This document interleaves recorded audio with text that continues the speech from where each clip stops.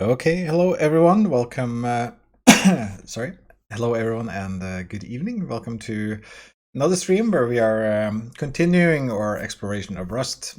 If you're new to this series, what I'm basically doing is I'm exploring the language, trying to learn how to get around this infamous learning curve by making some applications. And in this first application that we've been making, we made a small outbreak simulation. That's an epidemiological simulation that just looks at how how an infection spreads in a population over time. We can just very, very briefly have a look at the results from that. So in case you are new, you'll see what it does. So basically, the output of our simulation shows in this particular case, we ran the simulation with 10,000 people, and we seed 10 people on day one that have a pathogen that will infect 3 other people, and then we see how the epidemic develops over time. We count the number of recovered cases, which means people that have had the condition, and then we count here the number of active cases at any given time, so we day along this axis. So this is the output of the simulation, and it sort of follows this pattern that we recognize from outbreaks such as the current ongoing COVID outbreak, where you see in the beginning there are very, very few cases and it grows very slowly, but then it dramatically increases, and at some point there is an exponential growth. And then as immunity builds up in the population, we get a flattening of this curve, and eventually the number of new cases drop to 0. So this is, of course, the kind of things that are happening in the world, and it's an interesting observation with this sudden rapid rise, because the doctors in Italy were saying that it was like a bomb that went off like that, and then suddenly it gets more. And the problem, if you are in a hospital here, working in a hospital, and as the number of cases are increasing, then if you had a shitty day today, tomorrow you'll have a shittier day, and then if that day is shitty, then you'll have a much shittier day the day after. So it continues like this. Remember that these are like new cases, the number of new cases every day. So if you had this many patients tomorrow, you'll have that plus this tomorrow, and then it goes up and it continues to add. So you get a worse day every single day. If you had to handle this amount of patients today, you have to handle an additional amount of patients that is similar but a bit more tomorrow, and so on. So the point of this we're not really dealing with epidemiology here. What we're trying to do is we're trying to learn the Rust programming language. So the first observation we had is that, in fact, running this simulation for a large amount of people, in this case 100,000 people, is incredibly fast. We compared it to Python in the previous episode, and we found that Python took 4 seconds to do what Rust here does, or was it more? It was 13 seconds, I believe, to do what Rust does in 0.2 seconds. So for this simulation, we found that Rust is a very, very good tool in terms of speed, but it also takes longer to program. Hello, Caleb. How are you doing? How are you exploring Rust? Or perhaps you are a seasoned Rust programmer? Good to see you. I remember you from a previous stream. Okay, so today I'm going to look into how to make this even faster. So we can have a look again at this time. So we are looking at this execution time for our simulation, but what I want to do is I want to try and make it even better by multitasking it, because right now we are only using a single core. So imagine what would happen if you could spread this simulation over multiple cores. And this will also answer a question that I could just Google, which is, does memory bandwidth become a limiting factors when you have multiple cores? I don't actually know this, and I don't usually write multi-threaded software, so it was interesting. Or it's very rare that I do, so it was interesting to think about that. The first question I want to ask today is, okay, so this is the way our simulation is currently structured. So there we go. So we have inside main, or the main thread of the program, we have that all runs out of main, the main function. We have our simulation object. It has a people array, which is a vector of persons. And the person objects have a current state, which is either infected, susceptible to infection, or recovered from infection. These are also the things that we are counting as the output of the simulation. And if you infect an individual, they get a clinical course where they have every 3rd day they infect a new person.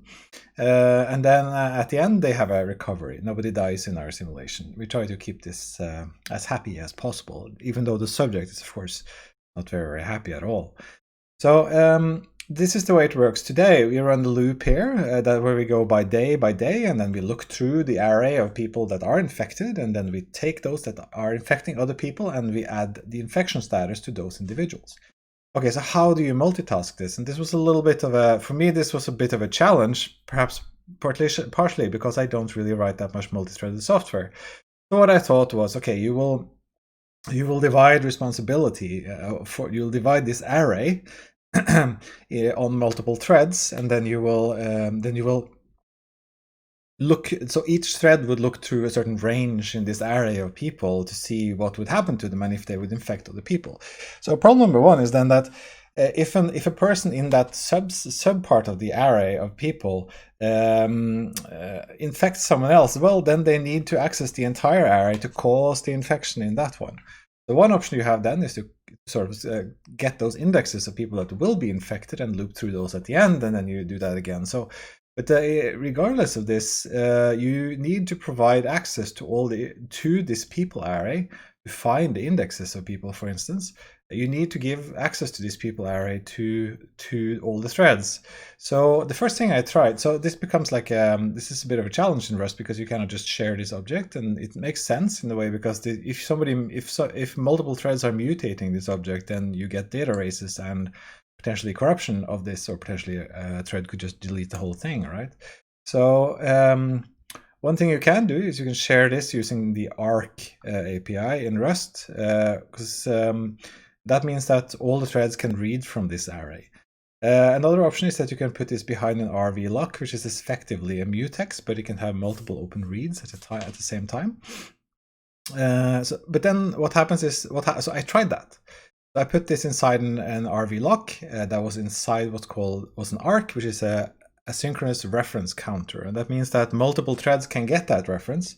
And then instead of the borrow checker at compile time checking your memory, then that check becomes, it happens at runtime. So you can actually defer these memory safety guarantees to runtime using things like reference counter, the RC, arc, which is a synchronous version of that, RV lock, and mutexes, and so on. The problem was that my threads, of course, were locking this people array. And the problem with locking this people array is that you didn't really get a lot of speed increase. Maybe I did it wrong, but because of the way that all these threads needed access to write to this array, then the speed increase was very, very limited. The other thing is it becomes a bit mechanical. Like you want every day do you spawn new threads, because that also has overhead. So the other thing I tried, which was very dramatic in some ways, if you think about the memory model, is that I put an RV lock on every individual person. So instead of this being an array of people, it became an array of RV locked people. That means that every time a thread wanted to write to a person or update a person or read information about the person, it would have to acquire either a read or a write lock on that individual. That slowed the simulation down, and we went from 0.2 seconds, was it, to 4 seconds. So that was definitely not a good strategy. So today I'm going to try another interesting strategy, or I think it's interesting. I haven't tried it, but I have a feeling that it will work. And that's more akin to what you do in Go. So there is a saying that you should not communicate by sharing memory. You should share memory by communicating. And let's have a look at this concept here. So what I'm going to try to do today is I'm going to split the actual work of the simulation. That's the days. What I'm going to do is I'm going to split the people array into multiple arrays, and then I'm going to have an object called a sim worker that has ownership of each of those parts of the array. So in some ways, it makes this more scalable, right? You imagine that you had a massive simulation with like billions of people, and you had like clusters and stuff like that. Perhaps it's good to sort of say that each cluster or each worker, each thread, perhaps each computer in this cluster would have responsibility for a certain part of that array. So they would carry those people and know what a subset of people were suffering from at any given time, if they were infected, susceptible, and so on. So the thing that we need to do is we need to implement a way to communicate about people between these workers. And so this will be an interesting exercise in how to do this simulation. I don't know if this is going to work. I think it's an interesting sort of programming concept to try. So how this is going to work is that there will be multiple sim workers, like I said, that have only own the part of this people array. And then what will happen is that these workers will be responsible for, and they have write access and so on to their part of the people array. They will loop through the array. Every time there's a new day, they will loop through, see who's infected, and figure out who needs to be infected. And then they will check if that person is in their array. And if they are not in their array, they will send a message basically through a channel to the other worker that is to the worker that is responsible for that individual. Basically, think of it like the workers are responsible for a set of people, and then they will communicate about who to infect. So this requires this synchronization object called a channel. We also want the workers to not do the days separately because we want them to have one day and then the next day and then another day. So the way we will do this is we will provide at least 2 channels. I guess maybe it will be 3 actually, thinking about it now. The first channel is a channel so each worker will have one of these channels. So let's say that you are worker number 3 and you're responsible for 50,000 people. And then you find out that one of your people will infect a person that exists in another array or in another worker. So what you will do is that you will have to tell that worker. So you'll look up in an index what worker has that individual, and then you will send to that worker a message through a channel that says infect this individual, and then that worker will loop through and infect that individual. Then we also, and I just thought about this now, of course, we need also a mechanism for that worker to know if the individual in the other worker is infected or not. So this, of course, becomes a bit of a challenge. I wonder if we will make a simpler mechanism for that check to happen, or do we need that check to happen at all?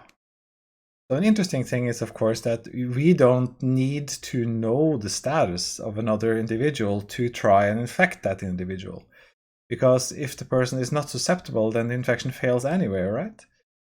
I think perhaps we can skip that altogether. We don't need a way. We can simply say that each worker will just send a signal that says infect this individual, but they don't need to check the status of that individual before they do that. They'll only be concerned with individuals in their particular domain. So the control channel, which is the second channel that we will use, is there to tell the sim workers that now we are dealing with another day. So every time, so they will listen to this channel, and this control channel will tell them that now we're getting another day is happening, so loop through your array. I think we will do it like this. There will be a synchronization issue here, because the threads, will they wait? Like maybe they have to get to a point where all the threads have completed their processing of individuals, so that they can now look at what individuals need to be infected. So that is, of course, there's a bit of complexity to that one. But I think channels are probably better than RV locks, because what happens is that it could be, of course, the channels have a mutex underneath and that it operates on precisely the same mechanism as an RV lock. But yeah, we can try this, and this is an interesting construction, an interesting exploration of channels as well. Like I said, I haven't used them before, so it might, of course, be that we'll run into some problem and I'll just fiddle with this for like an hour and then we don't get anywhere. But I guess such is the nature of a learning curve, right? You will try, and then you learn a little bit from every failure you have. Okay, so I think we will get to it. So today we have another stream, so we will copy our stream, which is copy recursively epimodel.stream4, and we will copy that one to epimodel stream 5. There you go. And then we will open CLion again, which is the IDE I've been using, and I've been enjoying CLion. I think it's been really good to me. It would be interesting to attempt to use Visual Studio Code as well. One thing I did not get running, we can try it now, is I didn't get the profiler running, because I'm very curious, like where is the code spending its time? when I did the RV lock on the person, yeah, so executable not specified. There's definitely things here that I need to dig into if I want to do the profiling. But the profiling would be important. So I actually tried to. I just want to add one comment here. I tried to make. This sort of. Sometimes I use Windows and sometimes I use Linux, and I tried to make this work from Windows. And I found out that if you are debugging with CLine on Windows, you don't get as good debugger support. Because you're missing the ability to inspect arrays and look at the values in a simple fashion. So it really has been very, very good to go to Linux with this, especially because we are working on objects that are in arrays, and not being able to look at arrays in the debugger is, I don't like that. Okay, so let's get through it. Yeah, we are on day number 5. That's correct. So we need to think a little bit about how we will change our simulation. Okay, so this will require at least a new object. So what we are doing today is, of course, we're creating a simulation with n number of people. In this case, it's 100,000. So we can specify that there. In the future, we probably want to pick this out of the arguments given to the program, so you can easily perhaps configure your program to have a certain amount so that we can do speed tests. It will be actually really interesting to see if the difference develops between Python and this one. Because I did write this simulation in Python as well, like I said initially, and we had an enormous speed increase with Rust. Okay, so when we do simulation new, and then here we pick some random people. So we are here interacting a bit with the simulation. I think what we will do now is we'll put a second argument here that will say how many people we will seed with the infection in the simulation. The reason for that is that I think it's easier to, or actually we can use this as a small test to look up what where to infect. Okay, let me think a little bit about this one. I actually think no. I think we will put a second argument in new, the constructor here, that will do this internally before we divide the array. You could also wonder if you should, yeah, because now we changed a bit how the simulation works, right? Right now this is a monolithic thing. So what you want to do now is you want to have something called we want to have simulation workers instead of the simulation. So this will actually require quite a lot of rewrite. So let's start by, actually we will start by creating the sim worker, and we'll create the channels on that one. Then we'll have the constructor of the simulation construct those, and that will be our initial we'll do this iteratively as we go. So we will have a public structure called sim worker. Sorry about that. The sim worker, yeah, so we also need to say, so I'm actually thinking that the last thing that happens in the simulation is that we could have a channel that piped back results as we were going and then collecting those results. Maybe that's a good way to do it, because we want to count every single day how many people are infected and susceptible and so on, so we actually have some outputs to show. Let's get rid of the other results. Okay, so now each sim worker will have a subset of this total area of people. So we will do this. We will ask, we will say that each sim worker will have that subset, so it will have a set of people. And then we need to create some channels in that. And let's see. Let's find those channels. So we look up Rust channels. Oh, no, oh, that's pretty bad. So yeah, I'm doing this in a virtual machine, so yeah, it seems to have a bit of a problem. Let's see if we can just do this. If not, I will need to reboot this virtual machine, and then I think everything would be good. It says here on the status that it is connected to a network, but okay, technical problem number 1 of the day. Okay, we'll just save this, and then we will restart our virtual machine, and then all things should be good. We'll shut it down.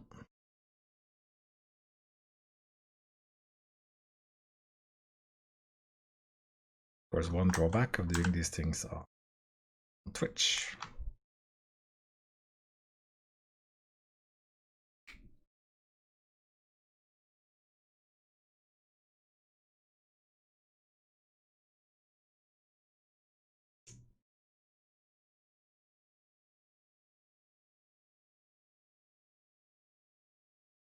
See my BIOS booting. Exciting. I'm sure this is what everyone came here to see. We'll log in. If we probably size this window to be a good size for a stream. That. And in case anyone is curious, the background picture that I have here is from Echo VR, which is an absolutely fantastic VR game that I played in the esports league. I have some streams about that as well, so there is always that. Okay, so let's get back into it. Hopefully we can now launch C-Line and let's see if we have internet again. Yep, so Rust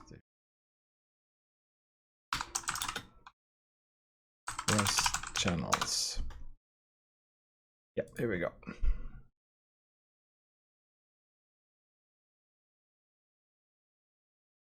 And C-Line. Did I close it by accident? Okay, so what I want to do is we want to create one of these channels from the standard library sync package. So this is, as far as I understand, this is multiple producers, single consumer, which means, which is what we want to do. We want each worker to be responsible for consuming information about infections. Am I not launching C-Line?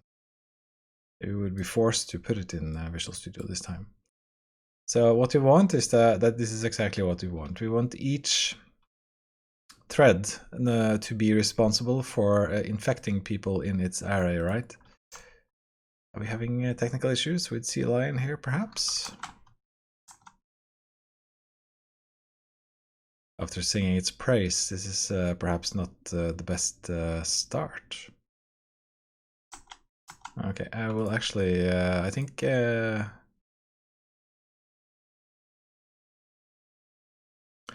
let's log out and log in again so we kill all these processes, and then we'll try and see if we get this working again. One more time. Password.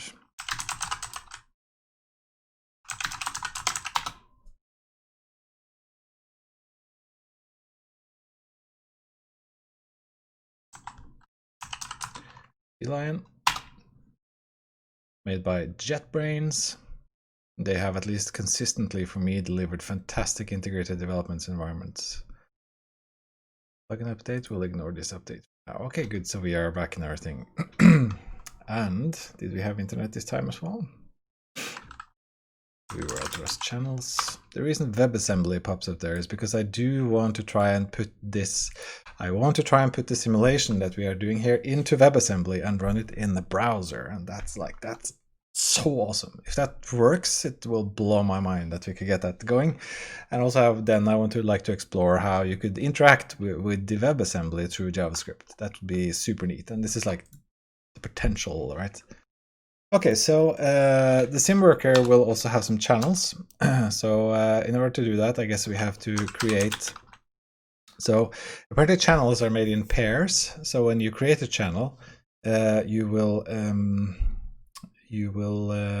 get a channel that you can share to put stuff into, and then you will get one unclonable element that you can use to consume messages from the channel. Let's see if we find a simple example here. Yeah, so when you create a channel, you get a sender and a receiver. So as far as I understand, you can clone the sender, but you can only have a single receiver. So you can, so all the other threads, so we're gonna have put some kind of index that says there's this many people here and it belongs to this thread. So if the person ID is within this range, you will send the infection command to this sender, and that's how we're gonna do it. I think we will try to get that. I think we'll try to do it that way. Okay, so let's get rid of this. Actually, let's just clean this out. We will start some of this. This is a very simple thing. Now we're saying how to create a new simulation, and then we will create the channels here. So what are these objects? It's receiver and sender. Okay, so each of these sim workers will have a public, no, it's actually not public, it's, okay, so they will have a infection, we're gonna call it inf receiver, so it's the infection receiver. How do you write receiver? Receiver.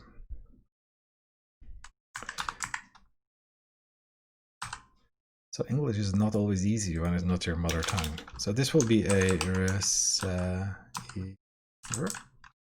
and it's from this one. Yep. What does it receive? Well, it receives an ID. ID is just an alias we have for usize, which is an index in the collections in Rust. So it will receive it will use this channel to receive messages on about individuals that are to be infected. It also needs a control channel. The reason for that is that we want to synchronize. Are there other ways to do this, I wonder? Can we... I was thinking that we would have a control channel and that would wait for a message about what will happen. Let's try that. Let's try we're gonna control control receiver. So what does it need to be controlled about? Well, we'll create a public enum called thread control or thread control.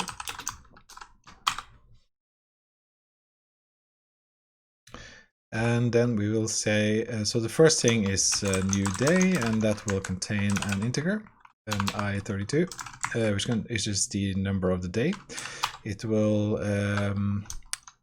that's basically 1, and then it will say when we are finished. So it will have we can call it done. And then I think we can actually do this. We can put that into there. Can we? I hope this will compile, because if this compiles, it means that there are two things we can send down this channel. We're going to call this infection or infection receiver. And the reason that I want to do this again is that I think if this is cool, we can actually pass either a statement about what will happen and a statement about what will happen and some information down the channel. And that's actually really neat. So let's hope that this compiles. If I wonder if I just compile it now, that actually then we have to return a simulation here because I removed that. So we can just do this and then I do Alt plus Enter to fill missing fields. Add missing fields. Yep. Put that as a table. I wonder if it compiles. Let's just check that this works. Yeah, so it works. It compiles. Lots of warnings here, but we'll clean those up in the end. So yeah, it seems like you can indeed put an enum with either data or a statement about the state down the control receiver. That's cool. Okay, so now we need to... okay, this is actually going to be quite a lot of work. We need to move from simulation this next day thing. We're also gonna... I think we want to simplify one thing, and that is that when we pick a random, we want to keep information in the simulation about how many people are in the simulation. So we'll say pub and people I32, which will carry information about how many people the simulation was seeded with. And now we will move the person array out of the simulation. We will still, I think, keep the output in this table, which we have done before, so that we can export to CSV and so on afterwards. Okay, so let's continue. We will. Okay, so we've given n, which is the n number of people, and then I want to also have a seed n variable, which is also, it will be I32, which will be the amount of people we want to seed in the infection on the first day. I think we will just take that in here because it's cleaner to do it in the initiator here or in the constructor than it is to do it in main. So now the people thing is out, so we will remove that, and then we will do number of people. Actually, because we are there's a neat little constructor thing here. If we do this, then we don't need, if these are the same. Okay, use that. Yeah, yeah, but that can be I32, I think. If you have a variable that it's called the same as something in your a field in your struct, then you don't need to specify anything more than the name like this, and it will automatically map that. Okay, so the next thing we want is we need to have a list of sim workers. So our simulation will now contain a list of workers. This doesn't actually have to be public. So this is a vector. The vector of sim workers. Okay, and then we also need to think about one more thing. So we want some information. The workers need to look up where to send the infection information, right? So it needs to find a channel to send it to. So there has to be a way for them to know about that channel. So that's going to add some level of complexity to this. But probably our simulation will have a list of workers. It might be that we have to create a second object and put the sender, the channel sender in there. I think so. For now, we'll start out simple. We know we are going to break the code, but what I want to do is I want to spawn at least the workers, and I want to see that we are able to control them using the control channel. And then so that we can tick through the days, and then we will have them perform the work. One interesting thing about this particular simulation that we're trying to multi-thread is that there is very little work that happens in each individual iteration per item in that array.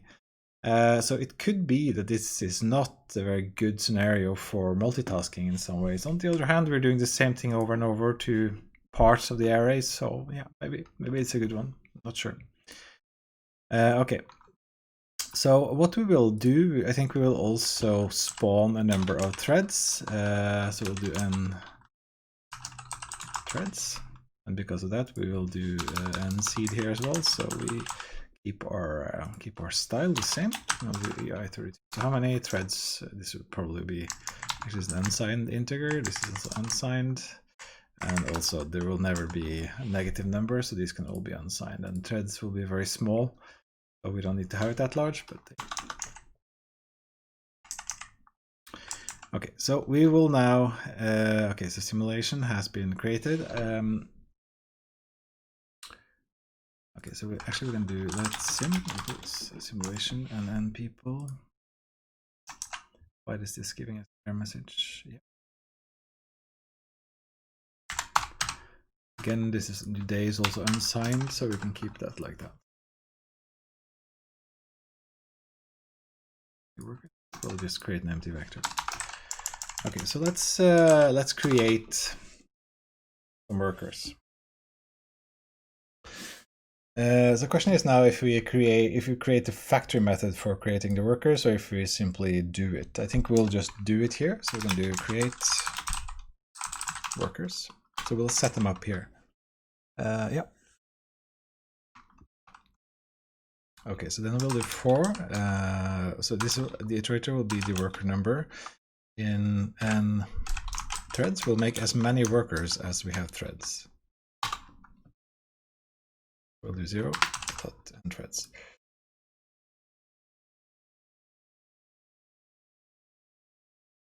We'll return the sim at the end. Yeah. So now let's create those workers. So what we need to do is we need to create at least, first of all, we're just going to create a control channel so we can check that that works. So that means that we will have a, what is the syntax again for returning a tuple? Yeah, so it's just like this. We can actually just do this. We can copy this one.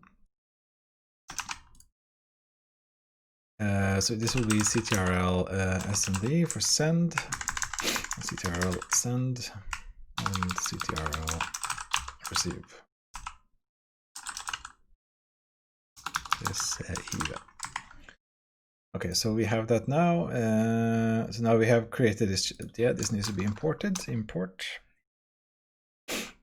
Right, and we probably also need to specify what we are sending and receiving. Do we do it here, I wonder?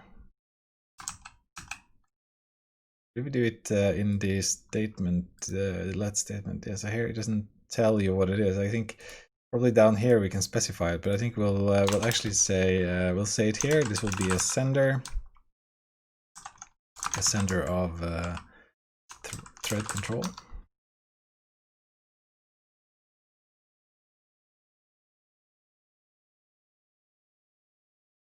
I think, does it then automatically understand what that is? But can we not do that? Why can't we? Oh, that's interesting how you specify if you have a let like this, so you have a tuple. Okay, so then probably you have to specify it here. I've never done this before. So is this a tuple of a receiver and a sender? And both are thread control. That work? Remove that. No. Yeah, might have to look up how this, maybe this here actually.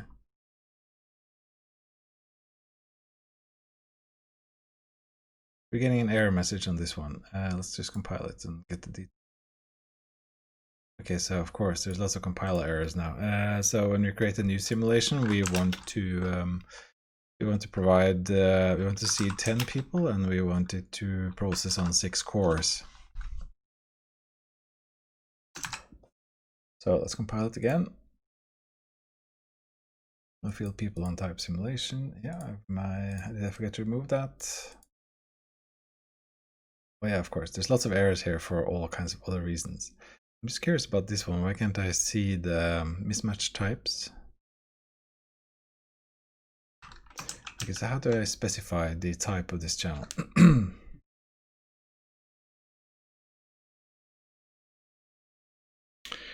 There's the thing. I wonder now if we don't actually need to specify it here. So let's say that I now tried to add an integer to, or let's say that I added a new control thing. Is it a control send?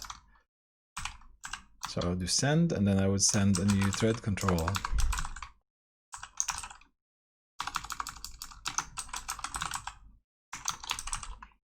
Done. Yeah, so then it fixes, so then it knows. So at least I don't have to specify it there. But it would be good to know if there was a way that I could specify, sorry for the small font here. It would be good to know if there was a way I could specify to the channel creation here that what I actually wanted. But because I am putting something in here, I don't actually need to specify to it at this point what goes into it, because it figures out the type itself. So we will leave that hanging for now, because we will be putting data into it later, so then it should figure out and what's called infer the type. Okay, so now we want to create our workers. So I will do I will create a thread worker. So we will do let worker equals sim worker. And then of course that needs people, which is we're gonna create a number. We're gonna create the people here in a second, but now for now we will provide it with the receiver. So that is actually, we call it control receiver here. Now it figured out the type there. Then we're gonna the infection channel. So you can put so as far as I understand, these channels are buffered, so we can put as many as we are putting elements into it. It doesn't lock if there's something already in the pipe. It's at the, but you pick one and one out at the other end. But you can, it will buffer and contain like almost like a vector, all the things you put into it, and then they'll be picked out at the other end by the receiver. So the other thing we can now create is we can create the infection channel. So we'll create that's we're going to call inf send and inf receive. So infection receiver goes to the channel. It should be alerted when it receives an infection. So we put it there. That did not accept. Why was that? Why were we allowed to do it here but not here?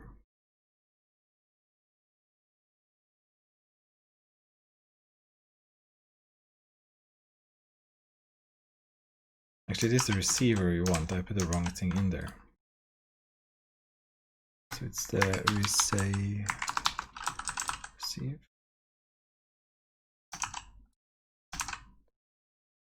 Okay, so interesting. So if I put the sender in, of course I put the wrong type because this is both, they're both said to be receivers.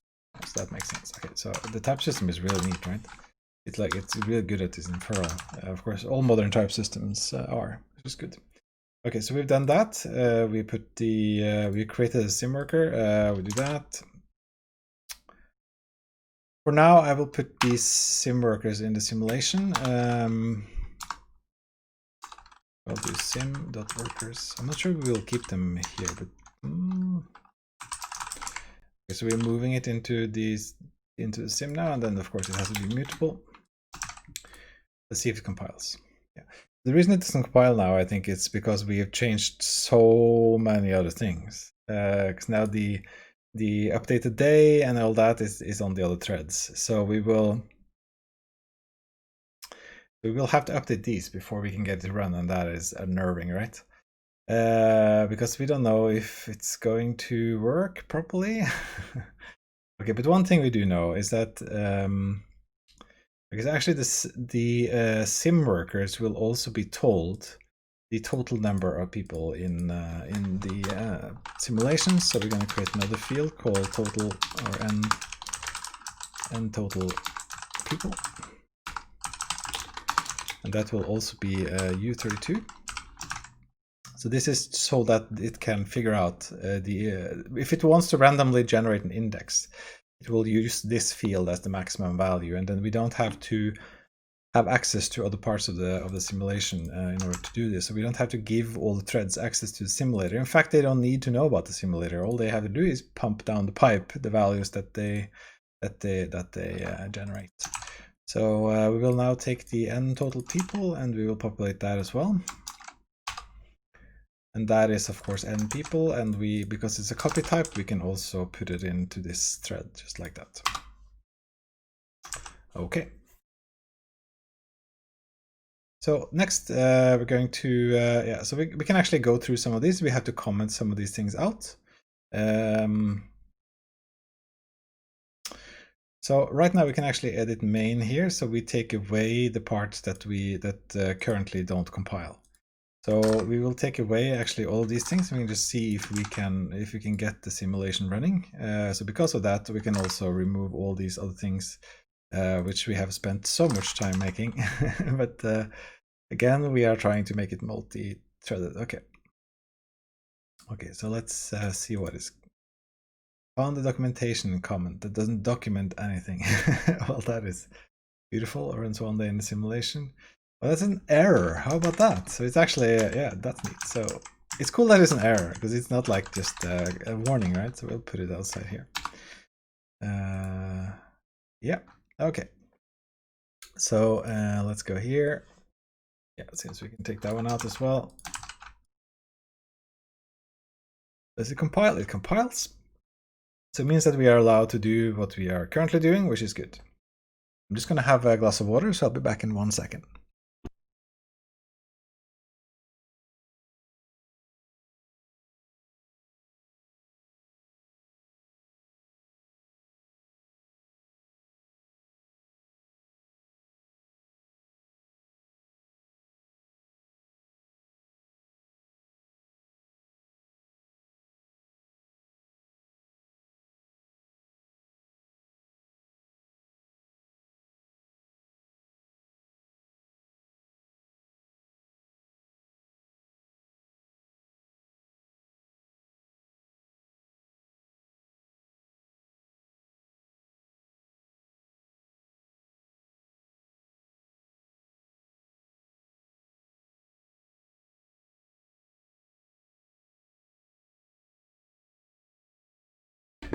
Okay, so I'm back. Let's continue this. Okay, so now we have created the worker objects. Each one of these represents a thread that will be executing. Next thing we need to do is we need to know each of the threads. Also need a way to figure out what channel. So right now we have the receivers, right? We've taken care of those. But the workers need to know where to send. So let's say that I have a new infected person and the person's ID is 50,000. Then where do I send that information? so that that person is infected in the thread that is responsible for person with the ID of 50,000. So what we'll do is we'll have to create an index that stores information about where these people are located. In one hand, we could keep we cannot actually keep these sim worker objects. My plan was to send these into the threads and then have sort of the actual operations happen on the sim worker objects. So I think we need to create an index of sim workers. And that has to be something that is only readable and shared between all the sim workers. So we will create that. So we will create a public struct called sim worker info. And the sim worker info will contain the start range. It will contain the range of people, of IDs of the people that worker has. So let's do that. We will create the we'll create a variable called range, and that is a tuple with the ID to ID, and then it will contain the sender channels. Right. So it will be a sender, so it will be control ctrl as sender. The sender of thread control. Actually, we're going to think a little bit about this one, because it may be that the main thread should be the one holding on to these. For now, we can put them here. So we put the in, then it's the inf sender, and now I've started to use these shortcuts, so I think I'll rename them. So this will be ctrl receiver, and this will be inf receiver. It's a bit shorter. Okay. So for each worker we create, we will also create a create worker. So for each worker we will also create an information object, create worker info, which will be accessible to all the workers. Yeah, so we will do worker info. Let worker info equals sim worker info. And then we will add the missing fields. So the control sender is the ctrl send, the inf sender is the inf send, and the range we now need to specify. Let's see.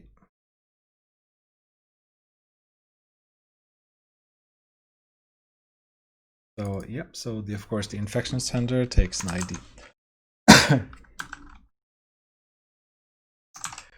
So now in the simulation we want to have an index of the workers so that we can access them. So we will make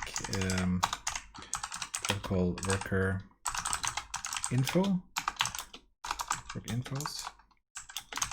And that will be a vector of sim worker info.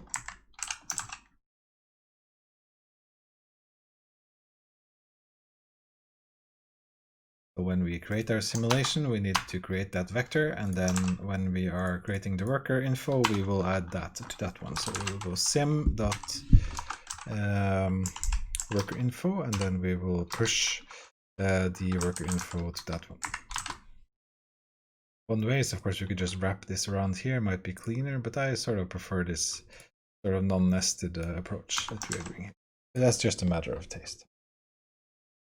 Does it run? It runs. Oh, it compiles. Does it run? Yep, it runs. So that means that it can create these things, and we don't really. That seems to work. Okay, so now next question is, how do we spawn these threads?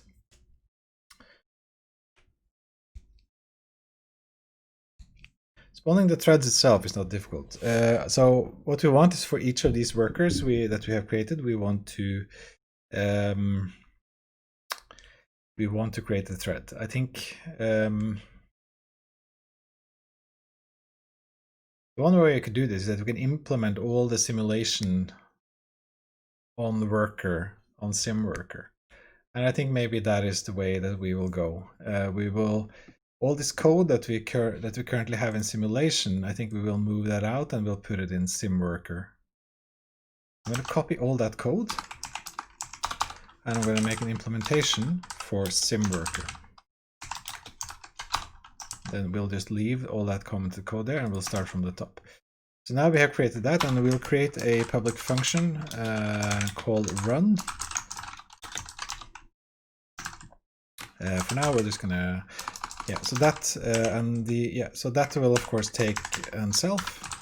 It will take a mutable self because it will need to mutate self. And then what we will do now, I think instead of putting all these workers here, instead of keeping the workers on the simulation, we will now swap this around. We first create the worker info, where we delegate the channel, then we create the worker, and now we will, at the very last step here, in the simulation, we will spawn the worker.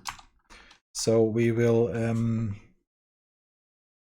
we need to keep, actually we need to keep the join handles here so that we can join up on the last day of the simulation.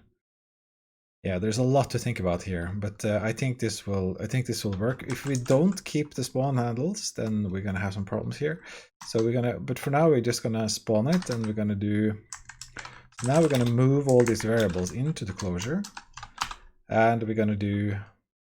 So we're now going to run this work, not the worker info, but the worker that we have created. We will move it into the spawn, and then we'll run it. I guess it has to be mutable. Yeah.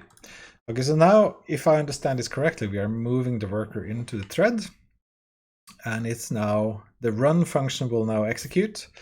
In fact, we will create a function here to set it up.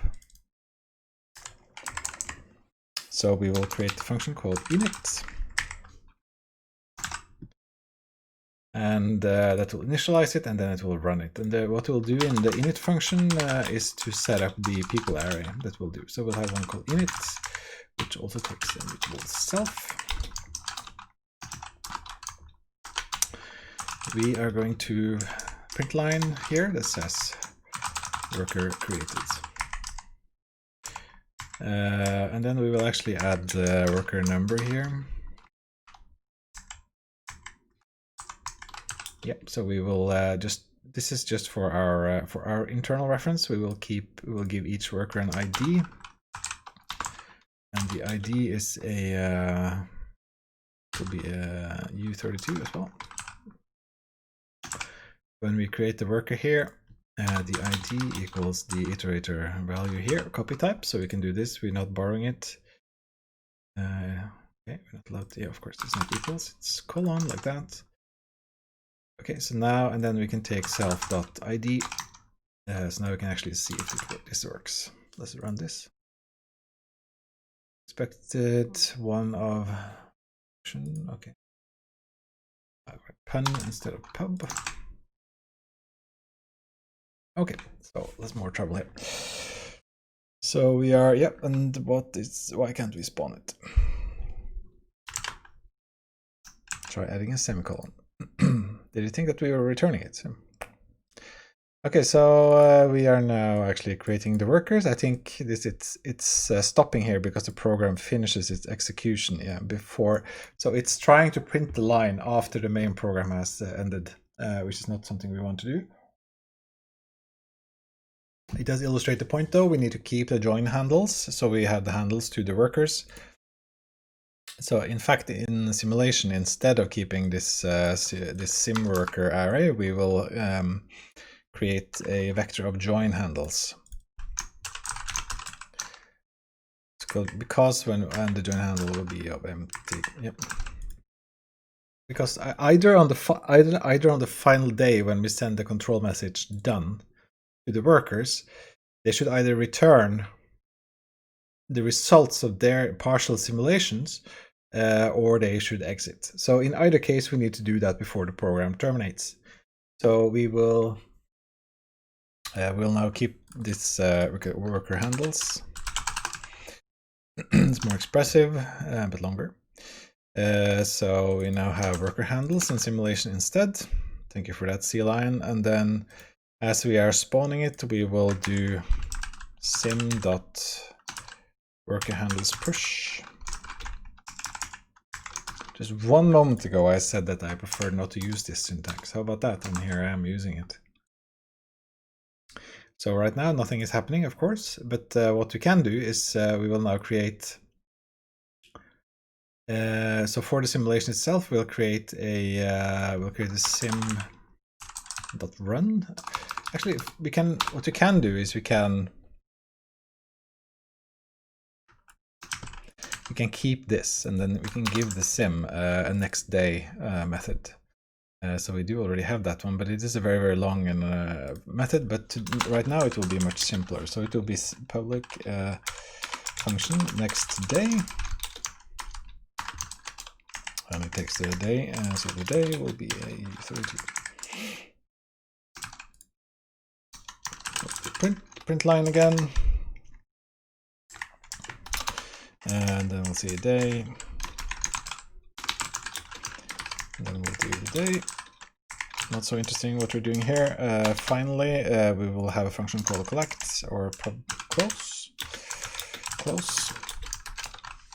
And I will show in a moment what this does. So close finishes, or finish is a better word, perhaps finish. So in main now, we will simulate, we'll tick through next day, and then finally, actually in the beginning, we'll just tick through maybe 5 days just to see that the principle works. And then in the very end, we will do sim.finish. Or wasn't that what I said? Did I not create that correctly?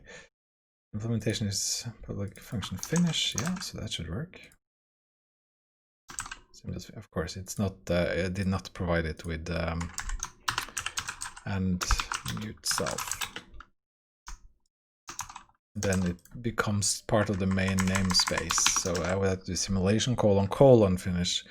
But if I give it a self, then I can call it directly. So now we can call finish, and that's the last thing that we do. And once we've done this, our simulation is ready.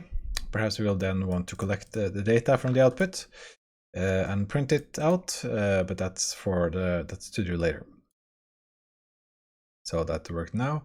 We still have the same problem that it might finish before it gets a bit like messy here now. The other thing that we want to make sure of is that yes, this is also of course interesting. We need to make sure that we don't start the simulation until all the threads are ready. That is also something I hadn't thought about. Because now there was in one execution that I ran here.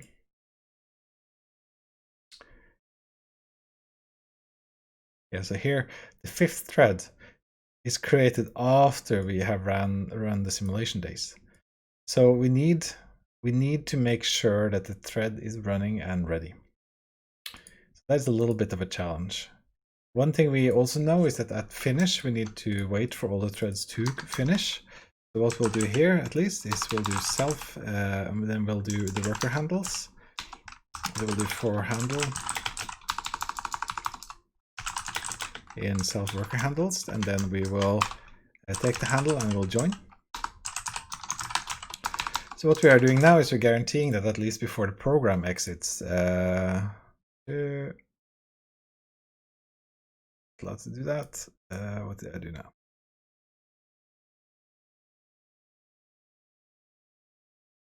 Okay, let's see.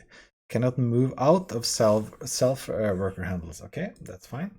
Can I borrow this?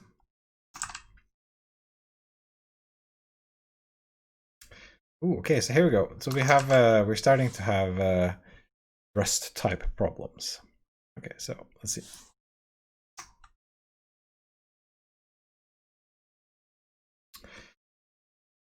So we are not allowed to take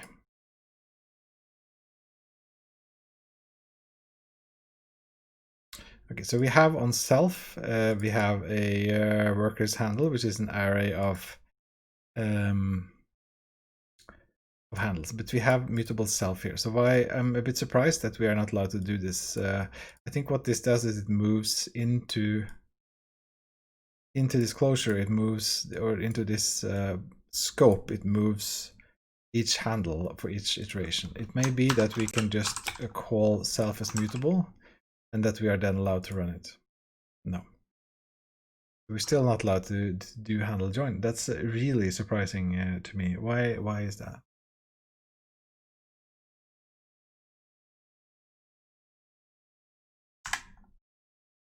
Can I? There's no reason why I should have to do this. Now we are getting mutable join handles, and then I am doing join here. So, okay, first problem of the day, big problem. Let's try and figure this one out properly. Cannot move out of handle, which is behind the mutable reference. Yeah, so we are simulation. We have a mutable join handle, and we have a workers handle, which is, I can also just do this. That should work. Okay, so move occurs because self workers has type standard vector to join handle, which does not implement copy trait. Help. Consider iterating over a slice of the content and self workers handle. Okay.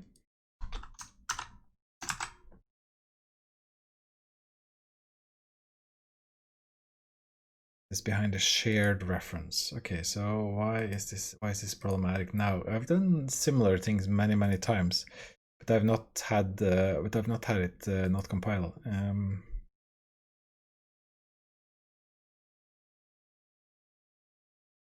I've actually done something very similar to this many times, so I don't understand why this is now an issue. Let's see. So, is there any reason why this would not work when it has worked many times before? Let's see. Okay, so we create it here. So worker handles is a join handle vector. Create it here on this simulation, and then we push these join handles from the threads into it.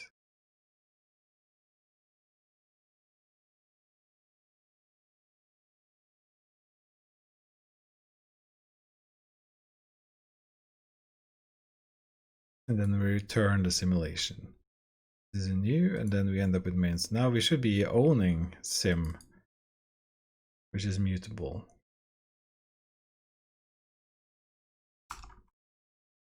Yes.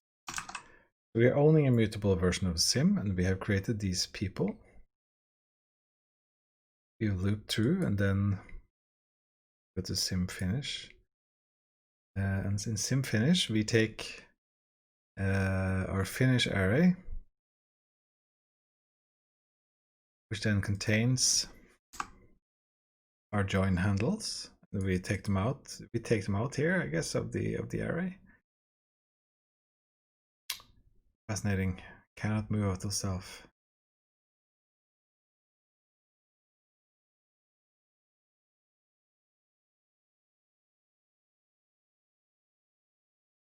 Okay, let's try. Okay, so it suggests that we borrow these, but we want to borrow them mutably because we want to alter them for sure. Because we cannot move out of handle because it is a mutable reference. This is behind the mutable reference. Move occurs here because handle has type standard join handle, which does not implement copy trait. Yeah, so isn't that fine? Like, I don't understand why the problem is that we are is it because we're moving them? Are we moving them out of the vector here?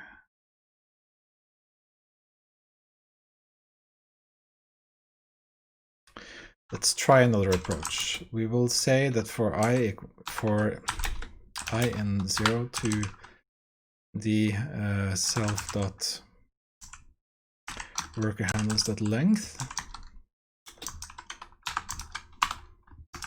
Let's just run this. Yes, that's fine. We can get that information out, no problem. And then we want to get the handle, so we say let handle equals self.worker handles. And then we say get. Then we get I. And then we unwrap.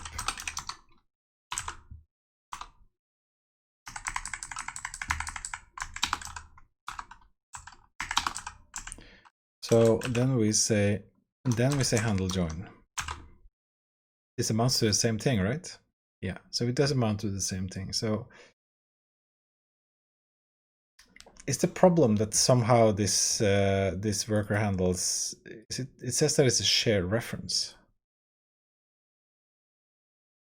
I've seen that before as like if something is dependent on something that happened before, but why though? Why? What if self is not mutable? What about that? Nope, same problem. Okay, so we're still not allowed to. Also, we can ask for get mute. It seems like this is a really surprising error. I don't know exactly why we are having this problem right now. Is there anything I can do? Like if I do this, do I get a type hint? No.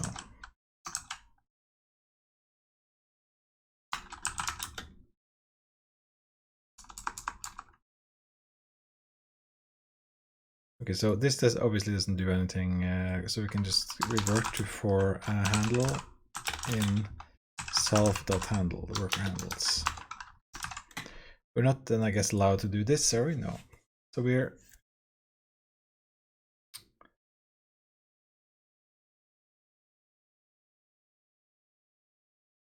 let's consider iterating over a slice of vec.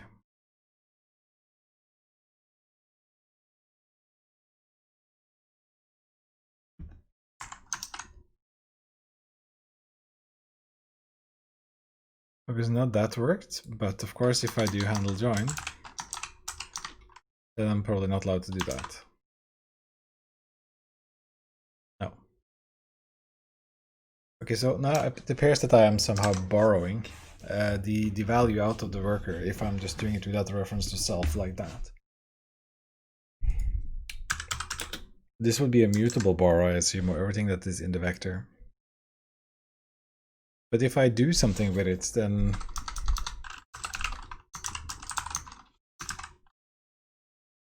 it also fails. Try adding a semicolon, of course.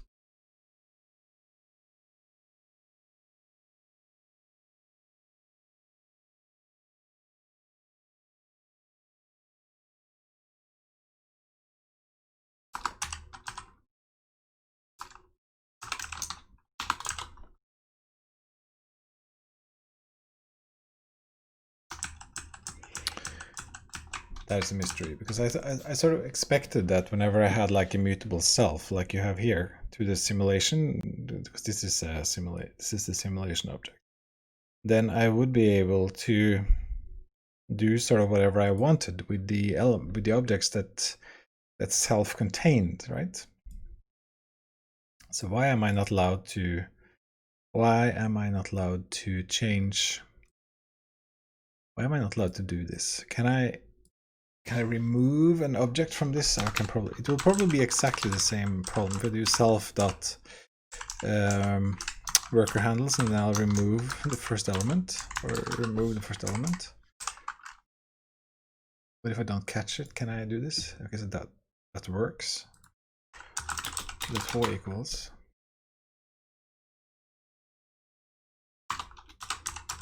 Can I join on it? It probably has to be immutable, right? No. Yes. Wow.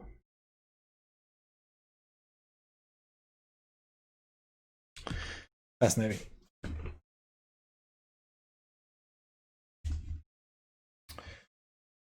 Okay, so I'm not allowed to. I am completely allowed to remove items from the vector, but I'm not allowed to iterate over them. Okay, so iterators take the objects, or they borrow them, right? So in this case, I have to destroy this array, this vector. I guess I can do that. What does it mean that it is behind a shared reference? I'm going to try one more time, and then I'm going to inspect the error message to see if this makes sense. Because we had to figure this out, because this is a mystery behavior, right?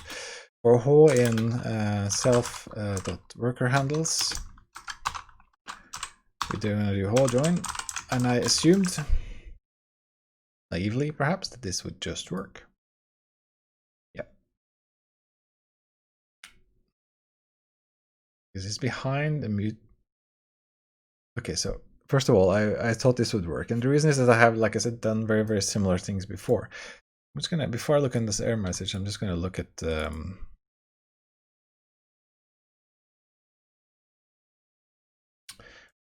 code that I wrote when I tried that. That's something different.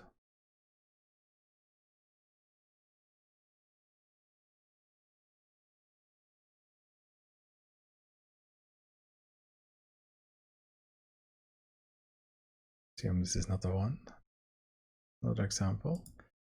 Okay, I'm just gonna have one more look and then.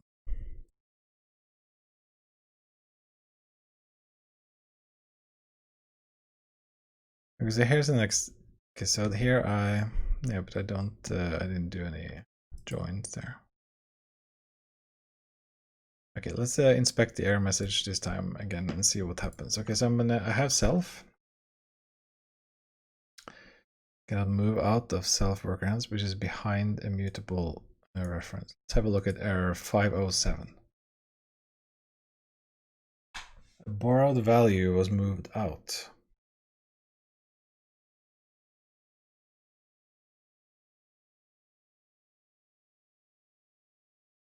Because this is the problem, I guess.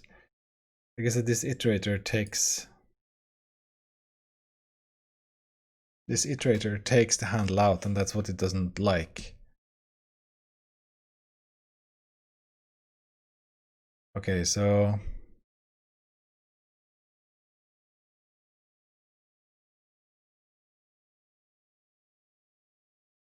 we have a structure. It doesn't do anything, but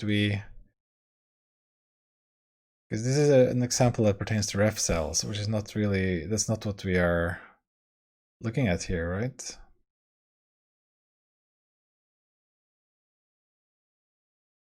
Why is the only example for this error? Why is this example here? Yeah. So I guess what we can do is we can consume this vector. We can do remove one by one until there's nothing more. But that's not very elegant. What if we wanted to work our way through this? Is it the join method that does something here? What if I just did h dot? Do we have some information here?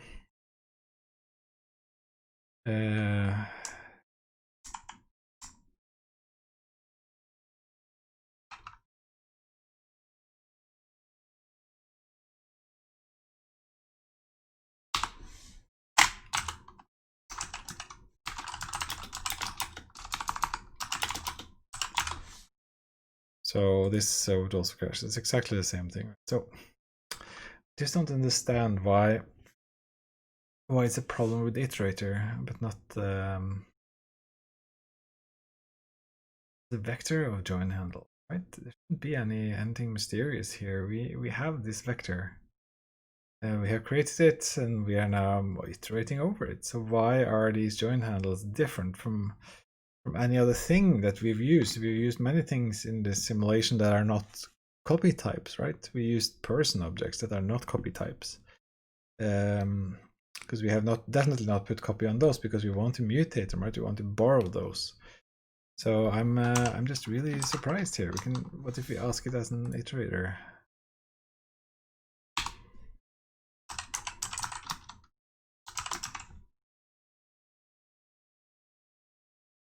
Same thing, right?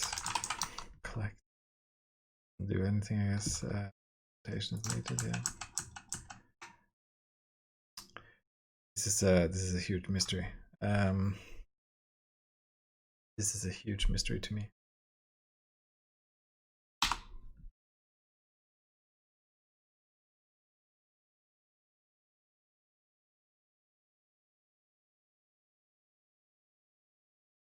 And now it says mismatch. Yeah, that was the export, of course.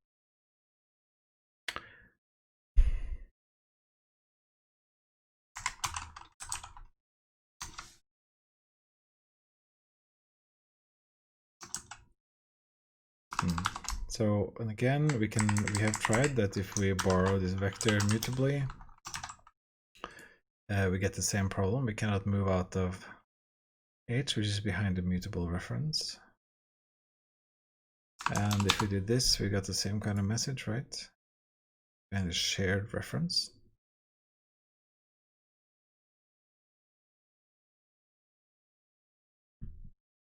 So let's try. I need to try to create this example, this minimal example here, because this is something that perhaps we need to ask about in the forum or something, because this is very strange. There's obviously something here that I have not understood. So cargo new, and then say minimal or stream 5 problem. Stream 5 problem. CD stream 5 problem. Yeah, so it should be ready. Okay, let's open that in CLine and see if we can recreate the same problem, but in a more minimal way. What are we doing? Yeah, I can open this in Windows, so we have them both. Okay, so we have a struct, and this is struct A. And struct A has a public vector of B's. Which is a vector of B. So we also have a struct B. Is it a problem with what we're putting into it? Okay, so then we create A. A equals A. And then we fill in the missing fields. So we create our vector B's. Here. Snake case, like this. Bullshit. Okay, B's. That's right. B. Let's keep it easier to read. So now we have created that, right? And when we do this, we create this is also a mutable A. So we do A, B list, and then we push, and then we add a couple of B's. So we add B. B doesn't have anything. So we can do this a couple of times. So now B contains two things. Actually, what we are doing is we are doing this in the implementation. So we can try that. We can do implement A, and then we create a new function. So it's a public function new, returns self, and what it does exactly this. It returns A. So now we create let A equals a new. We created that. And now we have a function that loops over this list, right? Let's first run this. Yeah, works just fine. And now we want to loop over that, so we do or we create a function called work array. Public function array over.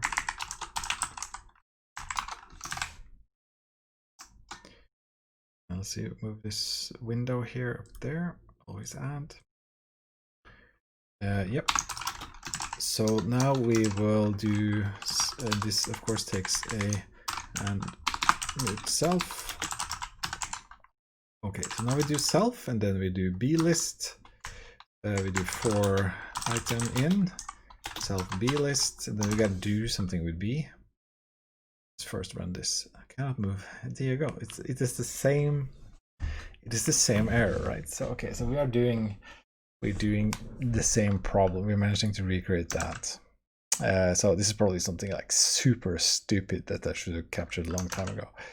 What happens if instead of iterating over, instead of having this function, I'm not even allowed to compile this. So what if I do for thing in a.blist? Am I allowed to do this? I'm allowed to do that. So B will have a function called public function say, and of course it will say hello world or whatever. So print line hello borrow checker checkmate. So B here, yeah. So of course that's silly. Of course this is an implementation. It's not doesn't go in struct. So we do.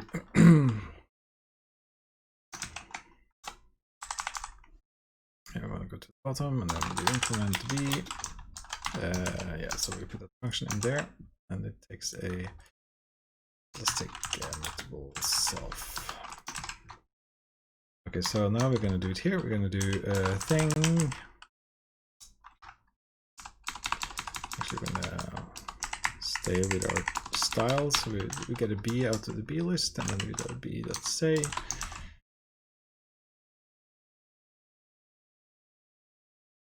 Yep, okay. What's happening here? Yeah, of course, it needs to be mutable. Be mutable. Oi.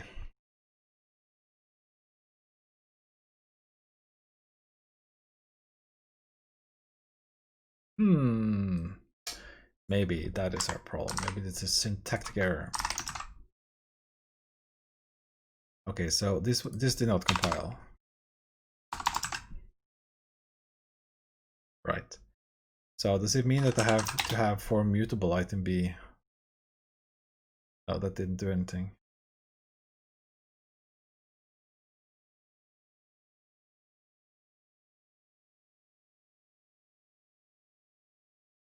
Okay, so let's check this one more time. Okay, so this compiles because now it doesn't do anything. Although that is no guarantee that your software will compile. Okay, so right now we are saying for mutable B in A/B list, and it allows us to do that. Of course, it doesn't have to be mutable, and the compiler finds that to be true.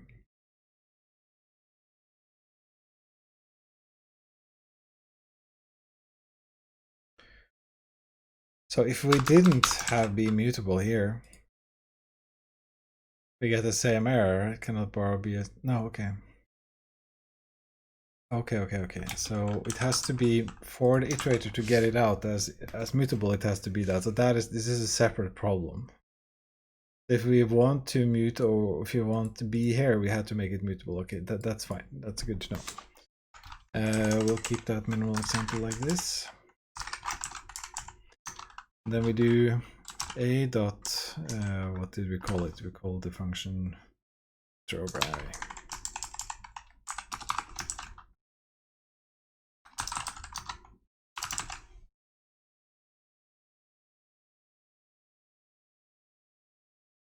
Cannot move out B list, which is behind the mutable reference.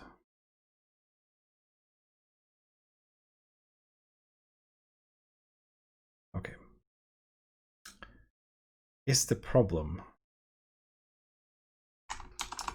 So if I think I can take this list out of self, that I'm pretty sure about. What if self is not mutable?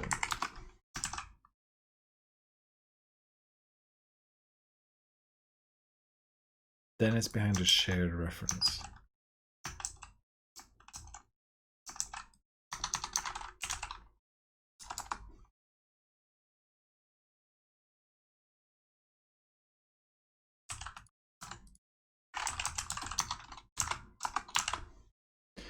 This is again probably something like really stupid and really silly. So if I did this,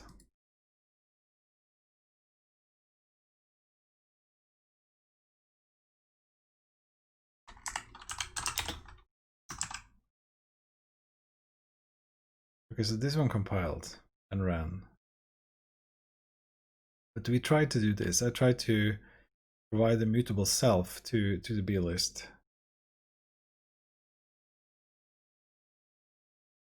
It's okay. So here we are in our join handle problem, and I did provide this.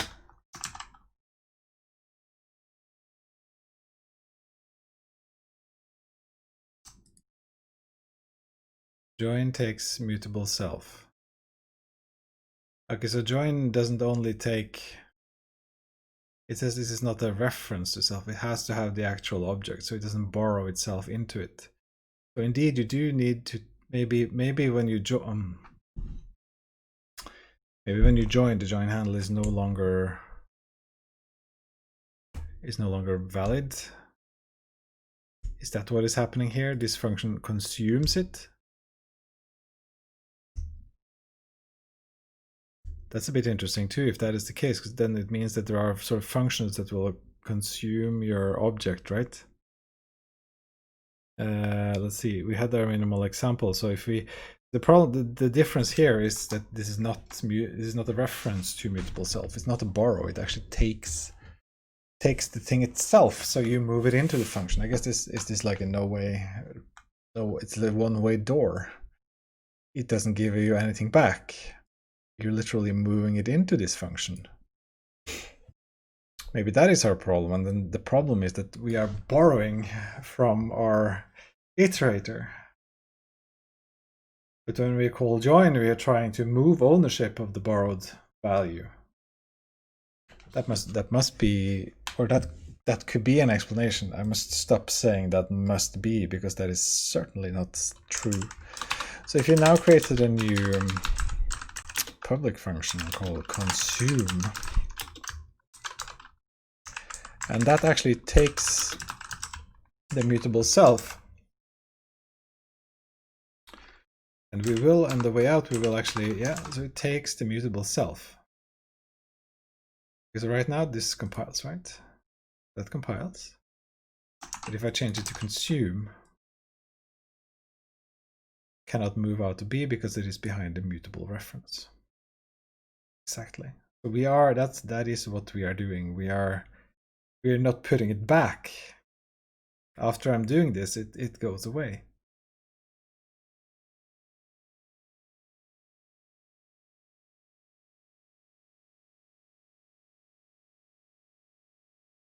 That must be it. This probably explains why we need to consume this vector.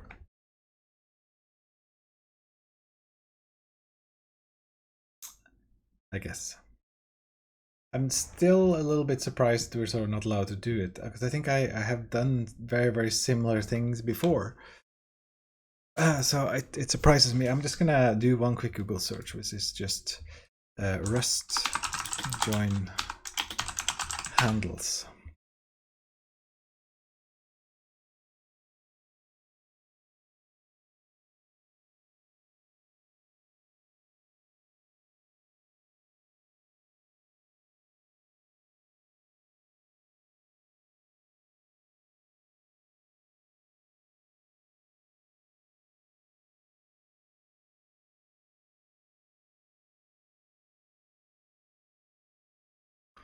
Of course, here they only have one example, right, for the join, so it doesn't have a collection of join handles. But that's okay. We don't need to. It means that when we finish, we will consume our join handles. That is okay. So I have a feeling that there is something more to this, but it does seem like it makes sense, right? Because when we removed it, which means that we are moving it out of the vector, then we were allowed to do the join. But when we're doing it inside the iterator, we are getting we are not getting the. Okay, but look at this. Actually, before we do this, before we finish, let's have a look and see self dot.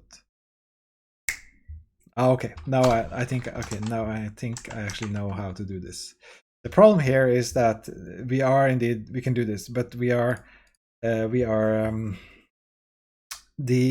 the variable that we are now taking out of is behind the self reference. So actually what we're going to do is we're going to take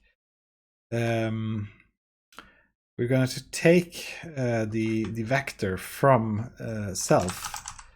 So let mutable handles equals self dot worker handles. Then we're actually going to take this by using mem replace. I'm going to replace that with a actually let's make this even more interesting. There will be times when the simulation has no, actually it will not. It will. This is the only. If there was so that the simulation sometimes had them and sometimes not, then we could put it behind an option and use the method called take. But we'll not do that. We'll instead we'll do mem replace. So we will take yeah, we can import that. So mem replace, and we are taking self.worker handles and replacing it with the vec, with an empty vector. Can I not do that?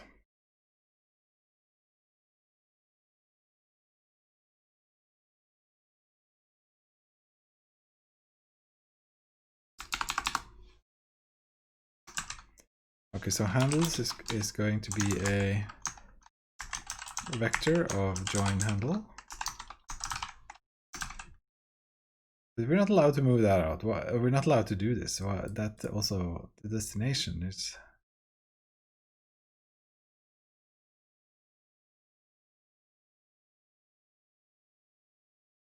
Let's have a look at mem replace.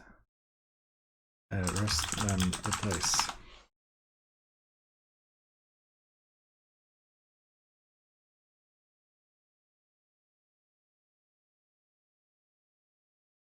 Yeah, okay, so maybe we have to pass this as at we do. Because now we got the handles, and I'm going to bet you that we are now allowed to do this because it's no longer behind the shared reference. We have taken it, we've released it. We have released our join handle vector. We'll have to make this mutable. We released it from self, and now we're iterating over it. It compiles. How about that? Okay, so that took quite a lot of time. I'm probably not going to be able to finish the stream today, quite simply because we had to figure this one out. Yeah, okay, so that is the point. I'm not allowed to move something out. So if I borrow this vector from self so that I will iterate on it, I'm not allowed to take things out of it. So I'm not allowed to perform moves inside the vector. I guess that must be it. Because if I take it out of self, so it's no longer a borrow, like I now own it, I move ownership into this function, then it works. So, and again, it's also fascinating to see methods like join in this case in which when you do h.join, you are literally moving h into the join function and it evaporates, right? H will not exist after here. We can actually test that to see if this is true. If I now did print line, I guess I hope this would not break it. But let's say I try to print this now, then I think we get an error that said use of moved value. Okay, it doesn't implement display. So actually, if we did it again, I think it would tell me that it's now used of move, exactly use of moved value h. That's an interesting lesson. Bit of Rust lesson right there. We are moving when we are using this method, which has a type which is actually just self, mutable self. Then we are literally destroying it in the same process. So this is the same as having a join function with one argument, which is the h, that would then sort of consume the h, or not consume it. You're moving it into the function. Of course, then it drops out of memory. So. Oh, but it's beautiful, right? Because literally, this is the last thing that the join handle will ever be able to do. It's a cool design. It means that h is no longer relevant. It's no longer valid after this operation, and it cannot be used because you have to move it into the function that destroys it. This is actually really neat, like in terms of design. I think if that's how, if it works the way I imagine it to do, then that is cool. Oh, this is a lot of work to get this stuff going. But I think I'll just take a very, very short break now, and then I will continue this because this is a bit fascinating too, and yeah, it's cool. Okay, so let's get our little be back soon thing up and going, and then we will look into the idea. Then the next thing that I will try to fix is how can I make sure that all the threads are ready to go. I have an idea. Yeah, of course, maybe I didn't finish this properly. One I wanted to know. I don't know the tip of the day. I hardly ever really want to know the tip of the day. Okay, so I'll be back in a second. I think it'll be less than 5 minutes, as it says here, just to have a little break to have a glass of water and a yogurt, and then I'll be right back.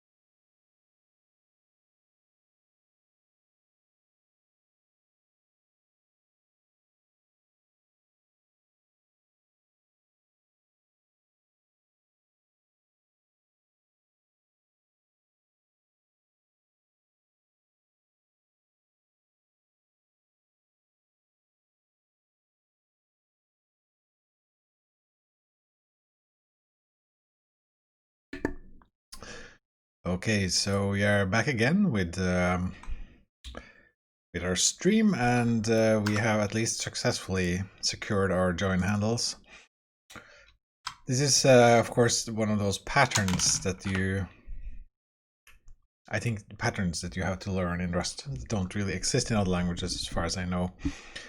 So to work with these sort of not necessarily restrictions, but the way that the memory works, you need to apply these. You need to apply these patterns and learn how to deal with these error messages. Okay, so the next challenge is to make sure that all the threads have initialized before you before, sorry, I just need to turn off this thing called nightlight on my computer, which suddenly made my screen very yellow.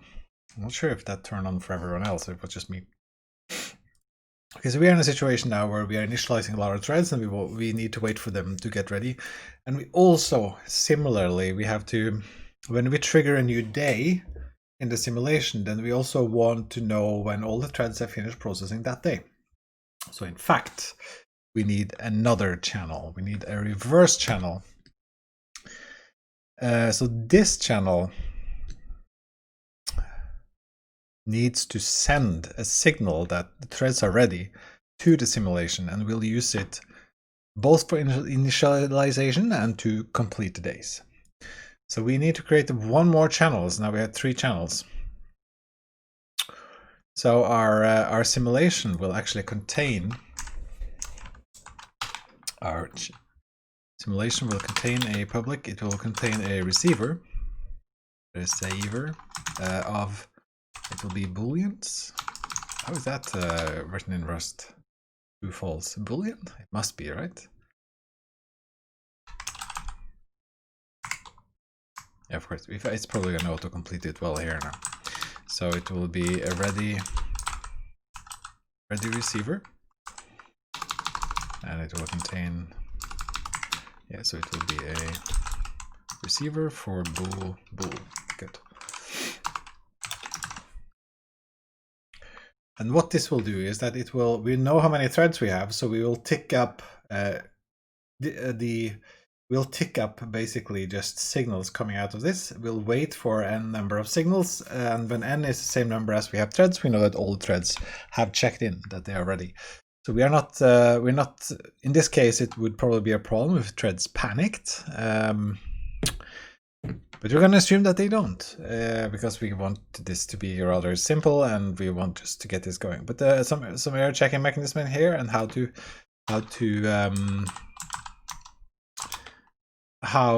create like an error checking mechanism here, I actually don't know, but we would figure that out. Okay, so we'll create a channel up here where we are initializing our simulation. So this is the ready sender, and it's the ready receiver, and we will pass that into our simulation. And here comes an interesting thing. So we need to clone this value. We need to clone the ready sender and pass that into all our threads. And that means that our threads will now, or sim workers, will now contain also a channel called ready sender, which is the sender of bool. So when we construct our sim workers down here, we need to clone that one, I think, if that's how it works. It might be that we need to put this behind some other object like an arc, but I think maybe we can just clone them. We'll try that. So it was called, so the ready sender is called ready. We just call it ready sender, didn't we? Yeah. And I think we can clone it like this. And I think this works. So now we have multiple clones of the sender, and we can put values into each of those. Each sim worker will use this to report back that we are done with the task that you provided us.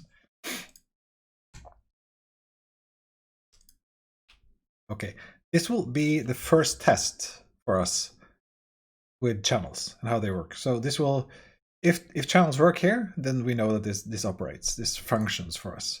Because we are now having multiple senders and a single receiver of this data, and we can check that our mechanism works. Okay, so let's just do this. So what happens is that, so what we want is that when the worker comes to run, it says, I'm ready. And then it waits for a signal to do work. So here in SimWorker, we will say self.readySender on run, send true. Do we compile? Drumrolls. No. Can't find type boo in this scope. I guess that was supposed to be a boolean. Let's go for it there. Compiles. And everything is good. Rust is easy, someone wrote. It was actually in the book about linked lists. The guy has a fantastic sense of humor. It's a book that many people read about Rust to learn how to deal with this memory management. And in one of the first pages, he writes, Rust is easy because he got something to compile. But of course, then he spends the rest of the book just fighting over many, many things. So I gotta say, it's not without its challenges, but that doesn't mean that it's not fun or useful, right? Because you do get a lot of, if it holds its promises of safety and so on, it's really cool, right? So this fight that we are having, like someone said, you fix your problems before compile in this language. You don't fix them afterwards. Okay, so when we are now, so now when we have pushed all our workers, then we need to check that they are ready. So what should happen now is that immediately when we do this, they do their initialization, which is hardly anything right now, and then they put the true value into the ready channel. So we will, I think we will wait here, because the next step is we will iterate over the next days, right? So I think we will, well, this is a long function here, actually. We can create a function called await ready workers. We can also take mutable self. And then what we will do is we will we will pick up, we'll count, we'll wait for the ready state. This is of course very fragile what we're about to do now, because we would need to have some kind of timeout for this to work safely. But principally, when this simulation works well, if there's no panics here in our workers, which we would get a dump of here, I think in the error messages, then we can just wait for each one of them to return. So we'll do for I in 0 dot dot, and then we'll do self dot. No, sorry, I'm in the wrong place. First of all, I will do it here. So self, and then we are waiting for as many threads as we have worker handles. So we are actually waiting for the length of that. And then for each round, we ask for one signal from our ready channel. So self dot ready receiver receive. Interestingly, there is an error there, right? So there is what you get back from receive is of course a result or an error. So probably if a thread panics, you can catch it there, right? We don't have bugs in our code, so we'll just let it go. So now this will run until this channel is empty, and I think that's what we want. And then we have also cleared out all that the threads have sent. Only thing that concerns me is whether the ready sender in the channels go out of scope because they finish, but I guess that will not happen. So we're going to put a line down here that says print line already. And if you think about what happened before okay, so if you run this again now without, we can actually see if it compiles. So now you see here that the days start ticking before the workers are ready. So with this synchronization step that we are doing here now,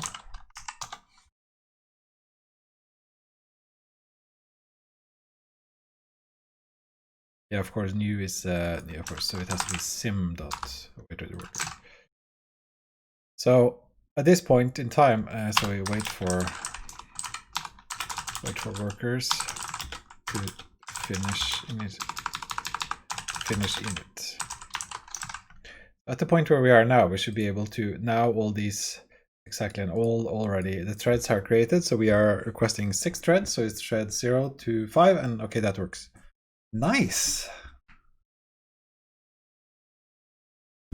Rust is easy. Okay, this is actually really nice. That just worked. Okay, so at least we had our borrow checker battle, but which wasn't really a battle. It was more about understanding what it wants.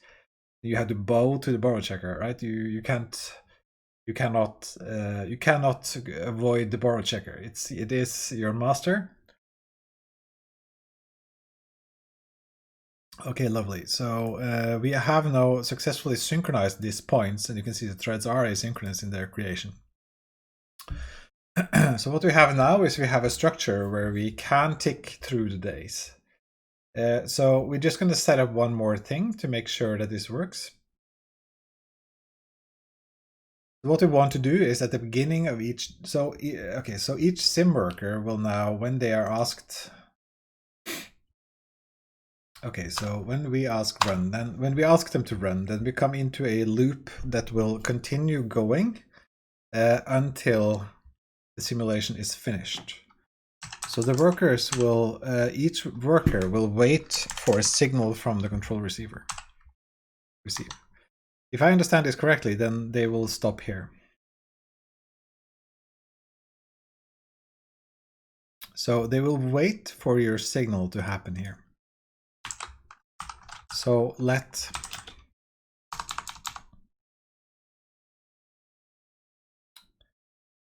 okay, so what we will try to do, this is probably also not good, but okay, so we need to make a loop here, and we need to wait for the done signal, and if the done signal arrives, then we are complete. So we're gonna have a let finished. That's going to be a bool, so it's going to be false. While not finished, we execute this function. While we are not finished, we await the next signal. We are going to be nasty with the error handling here too, because we're just testing. So we're going to do let signal and then we get a thread control out like we set up there. It's beautiful. It's beautiful. And then we match that signal to see what we need to do. So this becomes almost like event-driven programming, right? Or messaging, at least, between them. So we match a signal, and then we do, so now I just filled the match arms, which basically means we're filling these things in. Okay, so the next day is the day. So we have 2 scenarios. We are done, and if we are done, then we are finished. So finished equals true. And then in the next, we're not allowed to, of course, it has to be mutable. If we receive the signal done, we are done. Then we don't need to loop anymore. We can go out of scope. We are complete. If we, however, are requested to do a new day, actually, I'm going to rename this to next day.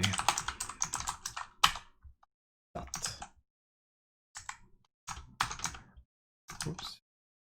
So next day. And then we do receive the day. Now we will, in the event that we are done, we don't actually need to do anything. This will just go out of scope, I believe. We're finishing up, and everything that will drop. This is what Rust just does for it. Deallocates as we want it, right? But the other thing that we might now want to do is we want to simulate the next day.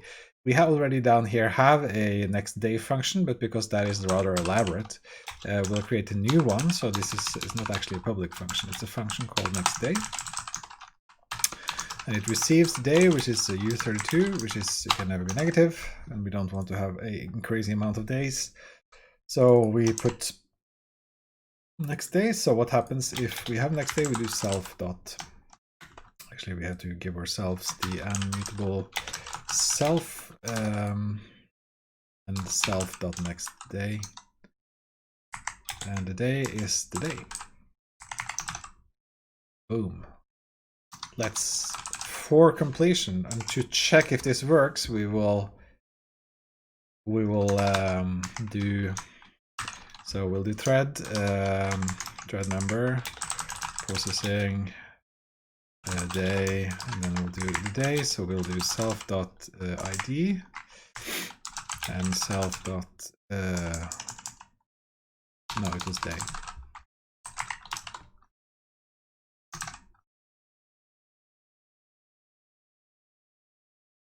Okay, so here's the next trick. When you have received, we're moving the ready signal into run here as the first thing that happens. And that is because the first time we run this, we wait for the signal to know that they have initialized. Then they are ready. And then they will... but every time we have completed a day, there has to be a match. There has to be a check again that all the threads have completed before you move to the next day. So it means that every time we loop around, we send the ready signal, because now we are ready to receive the next day, and that is what we are doing here. We signal that we are ready, and then we wait for the next command. If that is done, then we go out of scope. If it means that we have the next day, then we do execute the next day function. Okay, so that is good. Now, just to make sure that we can get to a point where this actually works. Yeah, so this is sim worker, and now we are scrolling back up into the next day function for the simulation. So what we are doing on that one is that we will then send the signal down the pipe to say that we want that day to be executed, and then we are asking them to wait. Actually, it's a little bit more, because we have to pass this message to every sim worker that we have. That's why we have the sim worker info field, right? So we will now loop through the sim worker info field. So we'll do self worker infos. So we'll do for worker in self worker infos. We will actually take the worker and we'll pull the control sender, and we will send, and that's thread control next day, and we pass the day in, which is a copy type, so we don't need anything. And once we have completed that for all our workers, we will await them to finish. So we had the function that we had here called await worker finish. So the self await worker, await ready workers. Let's do await. Yeah, that's okay. Wow, does this work? No, it doesn't compile. Of course it doesn't. Are we having the same problem that we had before? No, but we have to be able to iterate through this function. The send function cannot possibly, no. Send takes a self reference, so it doesn't. Yeah, so it just takes self and t. This would not consume that one, so that must be a lot. But it might be that we need to do this. Actually, yeah. Yep. Whoa! Nice, look at that. Okay, so it's creating the sim. It creates them, then all of them are ready. And they are now running on separate threads. And then each of them processes day 0. And you see that they are running asynchronously. And then they move on and they complete the days in order and all ready. And then we will actually have at the very, very end here, we will have we'll make sure that they clean up so that they exit before it says interrupted. Yeah, so it's not, it doesn't cleanly exit now. We need to say that we want them to be done. So what we will do at the very, very end when we are, so at finish, we were now awaiting the join handles. But what we actually want to do is we want to tell all workers. Maybe we should have because now we have to do this loop one more time here. It would be cool to have a function called tell all workers, but maybe it's okay to instead come here. Okay, so before we join all threads, or that basically means wait for all threads to finish. So we will then instead we'll say tell all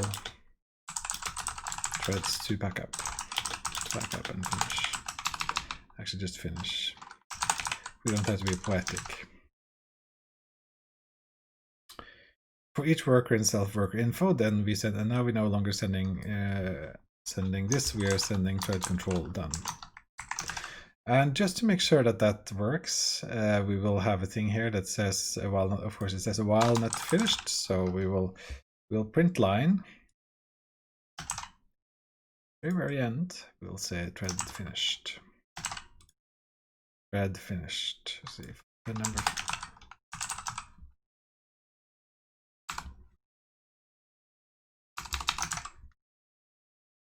Fingers crossed.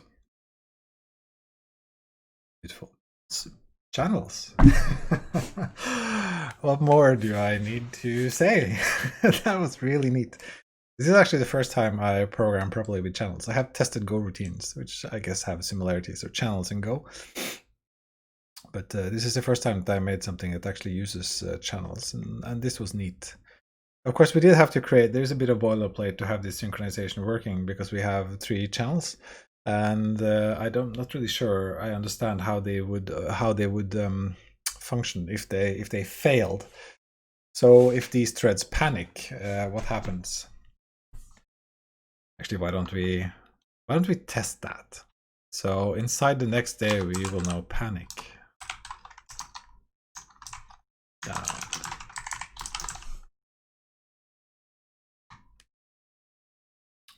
Because we do panic, so that probably means that we are not dealing with so probably a channel here. Yeah, so I'm pretty sure that what actually no, all of them panicked, of course. There's a panic at this point. Yeah.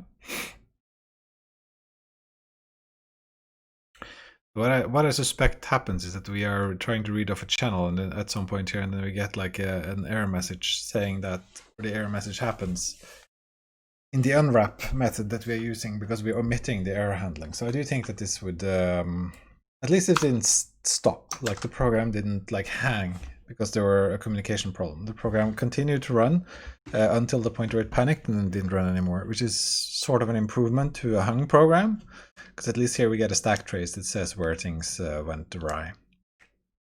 So so that is good at least. Okay, so I have a bit more time to finish this, so I think I will continue. So now we have actually set up our control flow for our multi-threaded epidemiology simulation. So now comes to the point where we need to re-implement some of our methods to... So actually the rest of this should be fairly simple. It has the same mechanisms as before. It's just that whenever someone gets infected, it has to send that, it has to send information about who got infected to the worker that has that channel. Okay, so the way we will do this. This is of course inside SimWorker here. We have our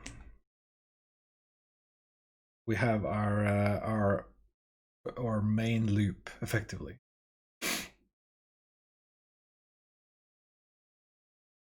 Version has unnecessary parentheses. Of course it does. Yeah, I'm thinking in C here. We don't need to put that. I'm thinking in TypeScript and all these. So it's just while not finished. So what happens here is that, okay, so on what we need to do at some point here, we need to read the channel of infections so that we will infect. At some point here, we need to read the channel that sends to the threads the number, the ID of the person that will be infected. That can come from any of the other workers. It's not synchronized through simulation, and those workers will have to look up. It can actually be synchronized through simulation, but we'll see if we can rather make a method for that to happen without that. But what will happen is that at least we need to listen to that channel and infect the individual that we are getting. Okay, so what is happening? So first, so when we get next day, the first thing that will happen in next day is that we will update people. And then we will, along this process, we will also send infections.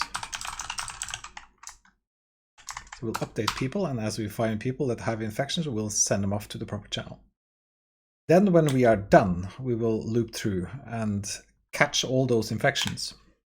So all the people that are all the people that have been infected that we have been notified about, we need to read through the channel of infections before we finish up. So here we will, at the end of next day, we will we will respond to infection requests from the other threads.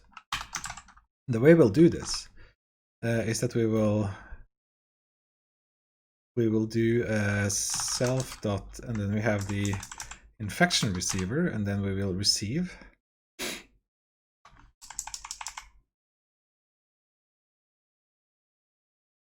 So I think what we want to do now is try receive, because we don't want to lock until we get an infection, because that would break it. So let's have a look in channels again. We had it here. And so let's see what try receive does.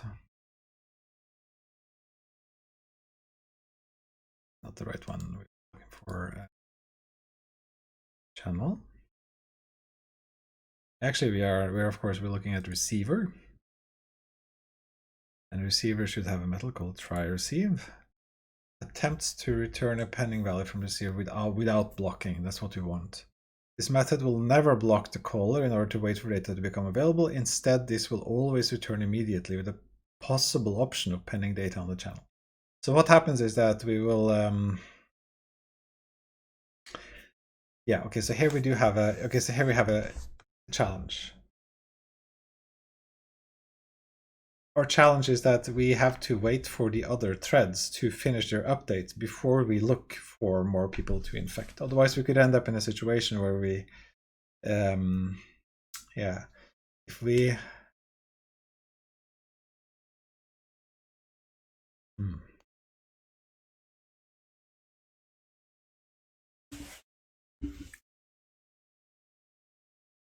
so this is a little bit of a challenge now.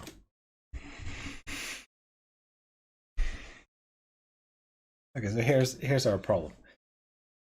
The simulations will run and the threads will run in parallel.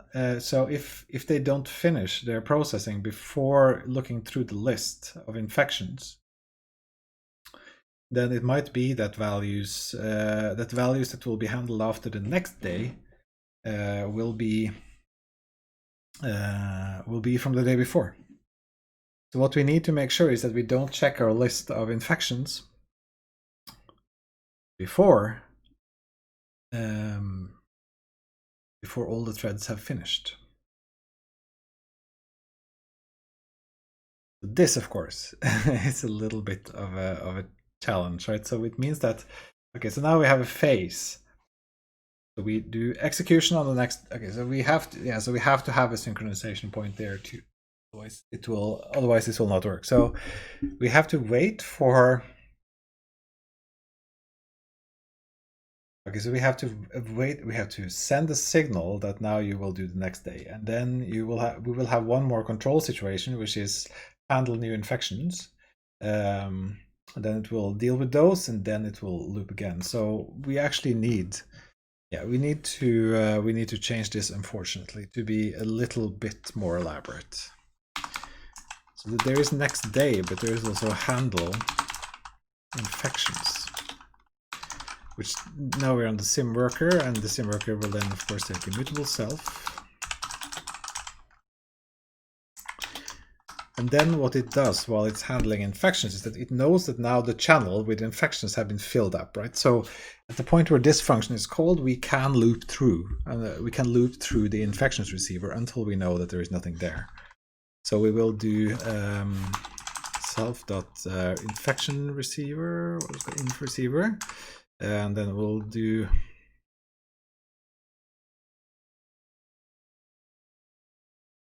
I wish there was a way we could loop until we got that value.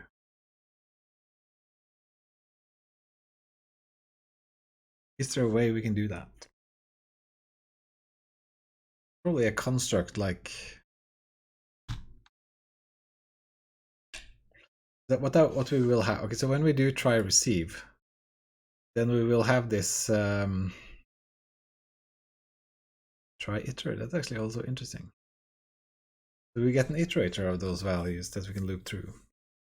Yeah, that's an interesting method, but I think we'll for now we'll do it in the old-fashioned way.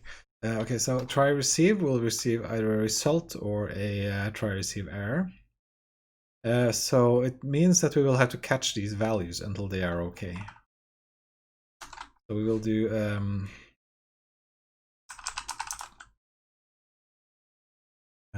yeah, we can just do while true for now. Some loop nastiness going on here, and then we'll do let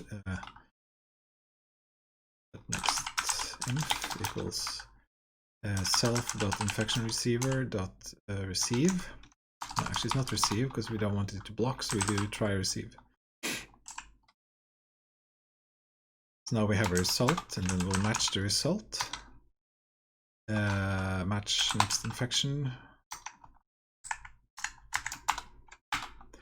If it's okay, then it will contain the ID of the person we want to infect. If it's an error, then we will break the loop. So we'll break. Do I have to write a semicolon there? Anyway. Yeah, so if we do have an infection, then if you get the infection, then if you get okay, then there are more values in the channel. So we will now do a function that we'll actually create a function called infect. Infect, and the infect takes a mutual self, which is a must. And then the final thing that it does is that it gets the ID of the person to be infected. So if we get a new infection, then we do self.infect, and then we infect that ID. So it should be like this. It should not be capital. It should be like that. Okay. Right. So that's the next thing that happens here, is that, of course, when this is done, this also means that if there are no new infections, it will go to the error and it will break the loop and will come down here. So the processed infections.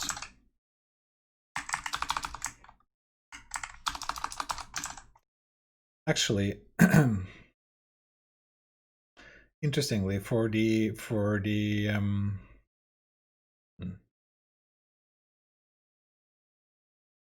question is if the infect function also needs to know the day and not just the ID. But I think we'll jump off that boat when that bridge when we get there. Now I think right now I think this will work the way it is right now. So what we need to do now is make sure that this function runs. So right now we have a thread control for next day, but we have a thread control for done, but we also want a thread control for infections.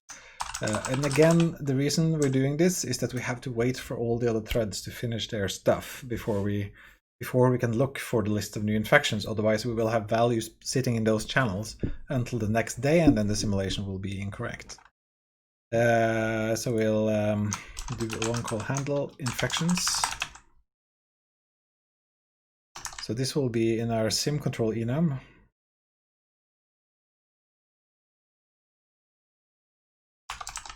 We have handled infections. I actually think that I want to pass the day into that one too. No, let's leave that out for now.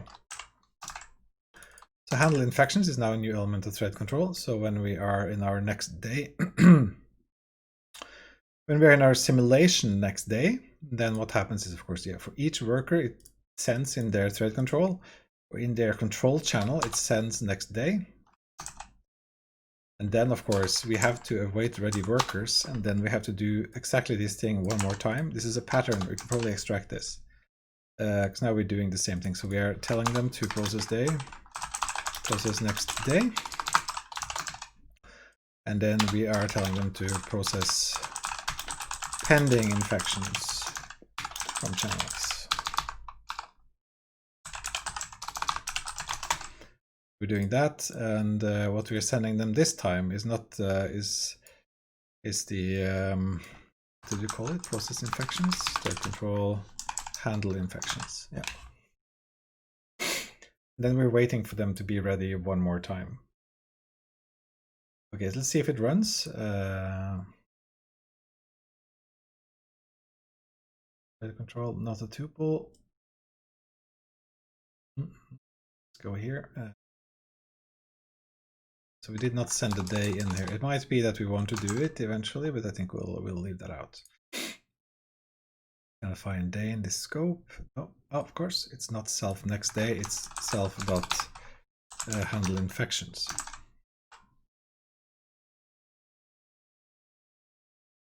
Okay, so the way this should work is that they should process the day and then they should handle the infections. Yeah. So now again, the synchronization mechanism with the channels work. They all do this in parallel. Okay.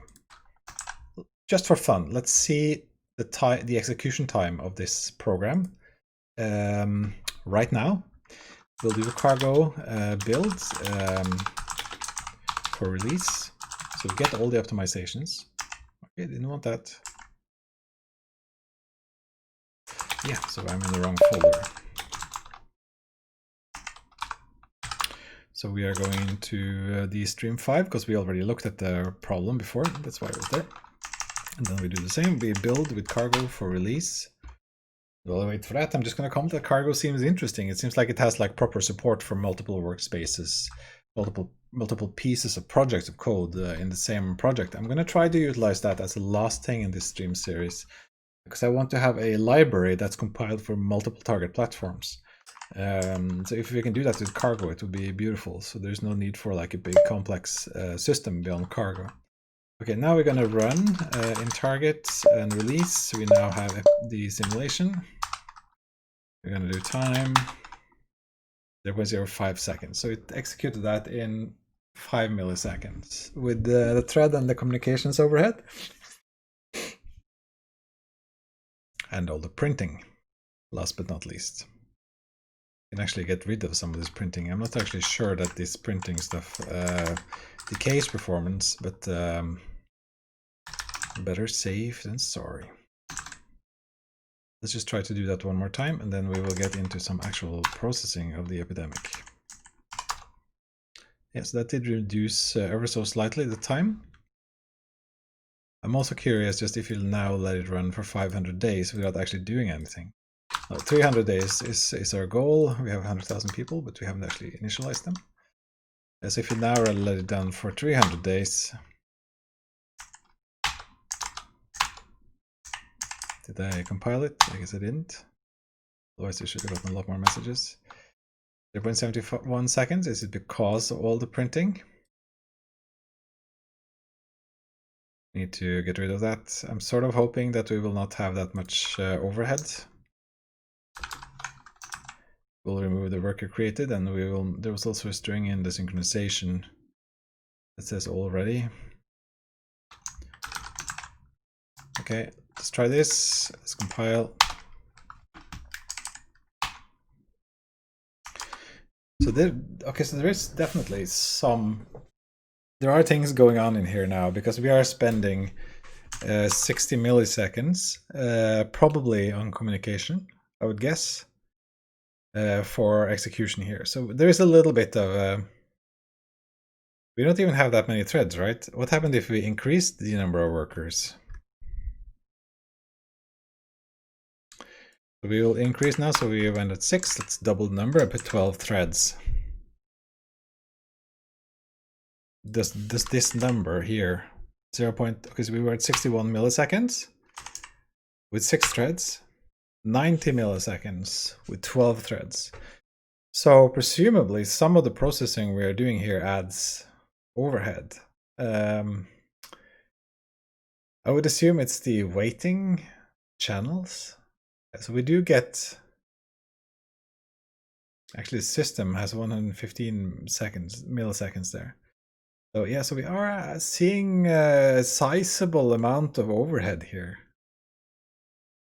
I'm going to bet that in this particular scenario, this modeling scenario that we are doing here, it does not make so much sense multitask this unless there is more work being done for each individual in the simulation. That might, for instance, be that you need to do some more interesting randomness or stochastic stuff, like you need to pull from a distribution and so on, or in scenarios that were not like this simulation. Or perhaps in simulations where you had really a lot of people. So there are probably, for smaller versions of this simulation, I would guess that the overhead from making it multi-threaded is probably not worth it, unless there are really good mechanisms for this multi-threading that I don't know how to utilize. Realistically, there is a bucket load of those. But yeah, let's keep going for now. Because I have 10 more minutes. I don't think that I will be able to finish this today. Okay, so maybe actually I'll have to split off here and continue this another night because I don't think I have time to get much further. But I think then for the next episode, so we have looked now at how you create channels, and we've seen that we managed to synchronize them. And we have seen that there is overhead in this communication apparently, but again, that overhead could be down to the fact that because this is sort of a synchronous process that we are splitting into multiple parts, it could mean that the overhead is there because of that. Oh, hello again, by the way, in the chat to chat it up. I haven't seen you there. Sorry, I got so lost in my own head and my own coding. How are you? How are you doing? I'm just about to finish, but there's time for to answer your question if something pops in the chat in the next minute or so. Okay, so I think it's been actually really funny it's been really fun to try to make this multi-threading with the channels. I thought this was like, again, this is a multi-threading mechanism that I haven't explored so much as before, so it's cool to see it working, that we can create this sort of complex synchronization points like this. We still haven't tested our infections channel. We haven't put anything through it. Yeah, we still have a lot of work to do to make this multi-threaded, but I think we are getting there. And my guess is going to be that when we put like 1 billion people into the simulation, the multi-threading will make sense because the overhead is probably significantly less. But if you put a small amount of people, like 100,000 people into this simulation, because Rust is so fast, you probably don't need this for this scenario. But that's just my guess right now. So anyway, yeah, I think I'm going to leave it there for tonight. Thank you to anyone watching, and it's been fun. I like Rust. I like this, what we're doing, even though it is difficult. Sometimes it has some things you have to get your head around, but I feel much more confident in it now than I did before, definitely before I started this series, and these mechanisms feel sort of safe and predictable, and that is nice. Except, of course, when they don't compile, because there is some mystery thing that you need to figure out. But we did figure out what it meant, that something was behind a shared reference, and what we can do with it. And we did find out that you can indeed have methods on structs that consume the struct. And that is something that I would never have imagined. Like, realistically, have I ever seen that in any other language, like C, C++, C#, TypeScript? A method that consumes the owner. That is something I've never experienced before. That was cool to see, like, as a system thing that is neat. Okay, anyway, I'm off for tonight. Hopefully I will be able to be back tomorrow, or maybe not tomorrow, maybe in a couple of days. And then I think we will get this running. I feel very confident that this is going to function really well down the road. And then it will be really neat to look at its performance characteristics and see if it was worth it to go through all this. Okay, good night from Oslo, and I'll see you around.